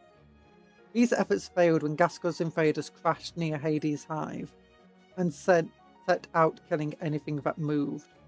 Orks have since infested the ruins, finding its remnants much more to their liking. Some tribes believe the crater is at its heart resembles a giant mouth, and refer to it as Smar. They've erected great pillars bristling with guns and force field generators at crater's edge, and crafted monolithic tracked war machines and siege engines to join Gaskell's push towards Hive Infernus. Near the base of the crater, work has begun on a gigantic teleporter away, the capabilities of which would doubtlessly be terrifying to behold. These efforts have not gone unnoticed by the advanced waves of Operation Imperator. However, with the Space Marines' efforts largely focused on stabilizing the situation in the inhabited Hive, Hades is at best secondary priority. Despite this, the Raptors' 10th Company have infiltrated the city. Go on, Raptors! Infiltrate them! Making the target for orbital bombardment and placing teleport Thomas in preparation for Terminator Armored Battle Brothers to deploy. There's a bridge. Meanwhile, tech piece of Frost Prime have dispatched cargo haulers. Yarrick's Hope Harbour, named after the greatest hero, Yarrick's Hope Harbour sits at the mouth of the Eumendes. The storage tanks and warehouses here once held a wide range of highly toxic, unstable chemicals and rad compounds utilised in manufacturing of munitions. Stray fire shattered most of these caches in the early days of Gaskell's invasion, releasing noxious contaminants that now hang over the harbour's stock in a sickly yellow haze. The dispersal of these chemicals resulted in the agonising deaths of a majority of the port's defenders, but has not prevented Orks from infesting the remaining loading bays and warehouses. With even the most heavily protected Astra-military units unable to operate in such conditions, only the Space Marines of Operation Imperator and the Scutaria of Adeptus Mechanicus have any hope of clearing aliens of the docks. The Emperor Spears have committed a strike force to operation. The volatile atmosphere renders traditional firefights extremely hazardous, forcing the Space Marines to rely upon close quarters engagement to slay their foes. Which is good for the Orcs. That's why you love close quarter fighting. The deadlines are sparsely populated. There's an Orc subyard, Dante's Canyon. Again, a lot of the fighting is pretty simple, but lots of space wars in the peninsula. Orc airfields on the peninsula. We're unable to locate the location of them. In the fireways, there's lots of fighting as well. The remnants of demonic infestation are evident around the Grand Plateau in the fire wastes, known as the Crimson Mesa. Atop bluffs and cliff tops rise macabre structures crenulated with tarnished brass and iron.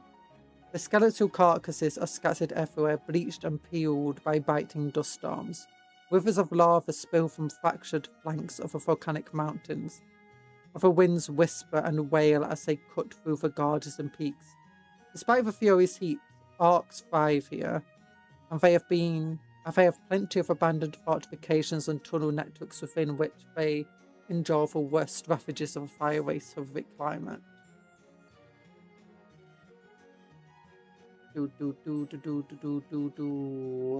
So for Fire Harbour, it's like the biggest stronghold.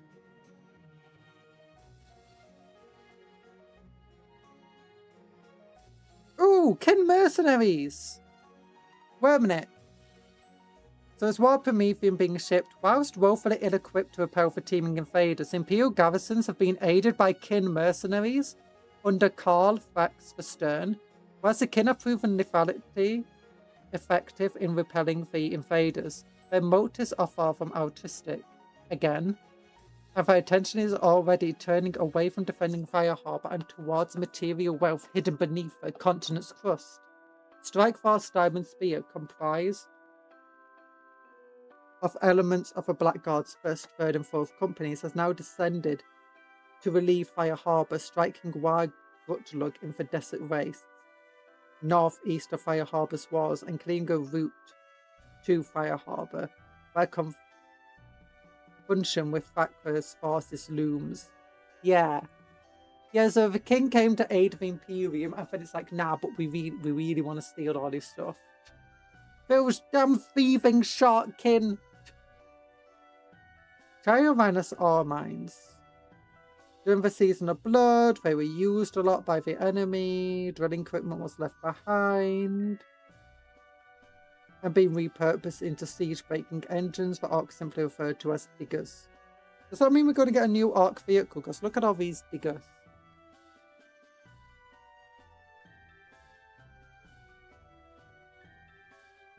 We've got eager Blood Axe squads over there. And they swiftly overrun the outnumbered defenders. At the dam,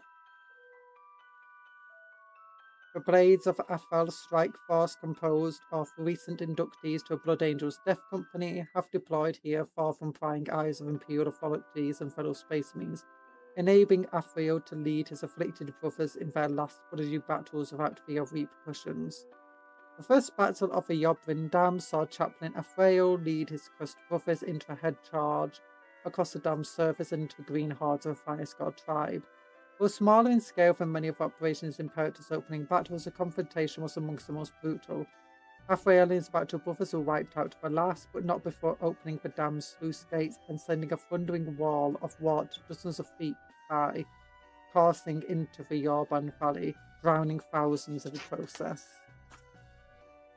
Phoenix Islands. Oh my gosh, there's so many battles over here. So many locations. Here you got the Salamanders, the Hydras, the Nova Marines. Lots of fighting here. Ork forces seem to be relatively low. The Dark Krakens.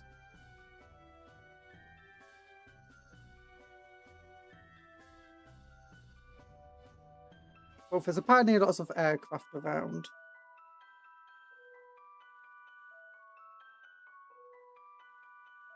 Oh wait, the Nova Marines got surrounded by hordes of warriors. The trapped Nova Marines who survived crash landing find themselves faced with an impossible task of breaking out of the encirclement and reuniting with their battle brothers. Strike Force Dominus sought to counter the efforts of the enemy. A precisely planned series of airborne landings to invaders' rear. However, the bold assaults soon met with disaster. Space Marine transports came to land. Camo nets were thrown aside to reveal skyward facing batteries of anti-aircraft weapons. These weapons tore two of the Space Nova Marine landing craft from the sky. Ooh. You got the Gorge, Blood Axe Warboss, Bad Lung, Raging Wars. Captain Casmo for Black Dragons planned operations ordering Gotha's armoured heavy infantry supported by squadrons of intercessors to patrol sweeps along the riverbanks. Bad Luck, however, demonstrated cunning, driving Space Marines into Tower sectors before detonating explosives planted in steep walls of the gorge. The avalanche of rubble that thundered down from above buried many of the combatants. Bad Luck of the Blood Axe warriors emerged and fell upon the Space Marines, butchering many of the wounded as they struggled to free themselves. Casmar and his reserves rushed to halt the slaughter, siphoning down the Orks, but the confines of the gorge limited the effectiveness of their jump packs, and soon they found themselves bogged down in the press of melee combat. Both their casualties were great. The Space Marines fought with indefatigable endurance, eventually cutting a path to safety. However, it had been a costly defeat, with more than 20 Space Marines falling in the bitter and bloody fighting. Bad Luck, meanwhile, remains at large. So basically, it's bad. The Space Marines have managed to stabilise the situation, but that stabilisation is... There's 2 hives that are fine. 2 hives that may still fall, and basically everywhere else has still fallen. Well, actually, no. In the Fire Wastes, the humans do have some forces going on. The Orks are being beaten, but down south in the Deadlands, it's not quite as well. But yeah, that's our look at the Armageddon bots. we've looked at pretty much everything in the Armageddon box now. And it's interesting. I don't think there's as much lore in here as there is in here. Like, I didn't see any stories in there. I do know it's just like characters. And you don't have the entire build and paint. They instead separated into 3 separate books.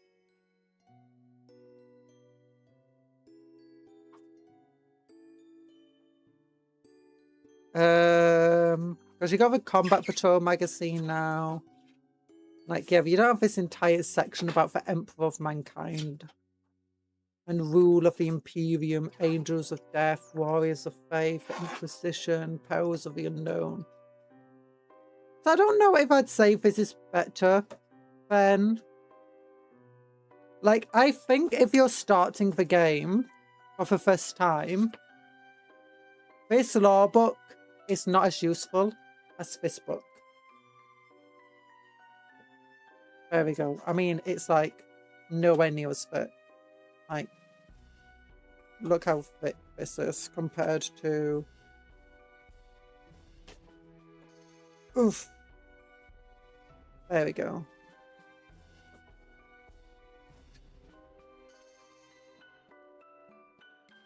It's... 2 very different thicknesses of books. So it's, I don't know, the box set all together, I think I would have liked for it to include dice. I would have liked for it to include some sort of measuring device, you know. But other than that, I mean, it seems okay. The models are amazing, especially for Orc, half of the models. The push fits generally much better than previous push fits have done. The core rulebook, it's nice to just have a small core rulebook compared to having to lug around this thing. The chapter approved mission deck, it's fine. It's better than the last chapter approved mission deck, I believe. We've included stuff that were once in the chapter approved companion, but is now in the core rules, like how to do actions and stuff like that. I'm not a big fan of how they did the campaigns. Like, this is a lot easier to look at.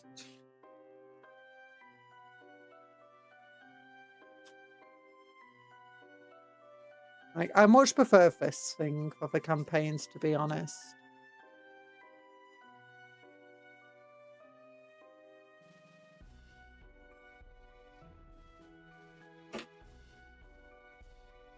But it doesn't matter too much. The artwork is arguably much better for the new book. At least this book's also easy to like put into a shelf and stuff with your other codexes and things. Well, yeah, tomorrow we will actually look at building some of the models together from this kit. From this, sorry, big old, massive lot of sprues. A lot of sprues here. And we'll try kit bashing. We'll try making them as unique as we can. Again, it will be a bit hard. I have some ideas already, like cutting off his axe here and maybe replacing it with a chain blade axe.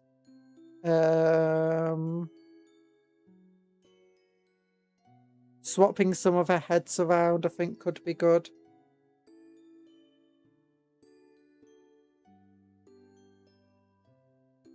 Maybe we need some green stuff.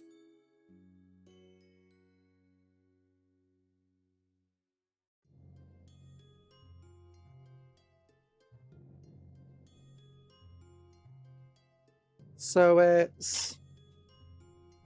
But yeah, that's for tomorrow. And once again, I've gone well over time. But that's to be expected. We had a lot of stuff to look at today. So it is interesting to see how the map's changed, though, to be entirely honest. I like that. I like looking. I know looking at the laws not everyone's thing, but I like looking at the law. I like looking at how the maps change between each of the different editions. What remains the same, what doesn't.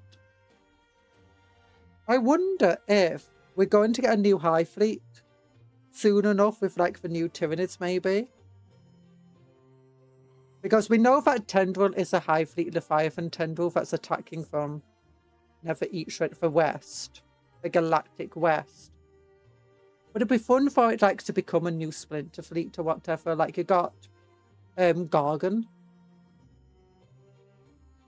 Because the main High Fleets I think in lore is Behemoth, Gargan, Kraken, and Leviathan. Yeah, pretty much those ones. And Gargan is technically just a splinter fleet of Behemoth, but it was such like an important thing, like it almost wiped out for Tau. But it's pretty much cemented itself in lore, so it would be fun if this Tendril of Leviathan, you know, has a new colour scheme, has other stuff going on. Would it be fun? Would definitely be very fun. But thank you for coming to the stream. If you've not liked the stream already, then please give it a like, because it does help me out and stuff. Every like is a prayer to Yavik to save our souls. Yeah. What's the plan to build tomorrow? Like, what have I got in the thumbnails for tomorrow? Ooh, the big boss. Yeah, we can build a big boss tomorrow. And we got the intercessors there. Yeah, let's convert the intercessors and the big boss. That should be pretty fun. I don't think I have a lot of space in me. Oh, no, I do. I've got loads of space. Black Templar bolt guns and stuff to get for me. Yeah, that'll be fun. That'll be very fun. So, thank you for coming to the stream. Big love hearts to you all. Goodbye, everybody. And, oh my gosh, my thumbs. Look at that thumb. It goes swoosh. It goes swoosh. It's not quite a hitchhiker's thumb, though, is it? Like, wah. Sorry, I got distracted again. I like anime of the fingers bend like that. Not really. So, but anyway, oh yeah. Goodbye, everyone. Hope you have a good rest of your day. Remember to work hard, but play harder. Eat good food. Sleep well. Dream of cupcakes, but don't eat cupcakes as a friend's not food. Take care of yourself. Be kind to us and vice versa. Goodbye. Yeah. Love you all. Do, smash. My throat hurts. Ow.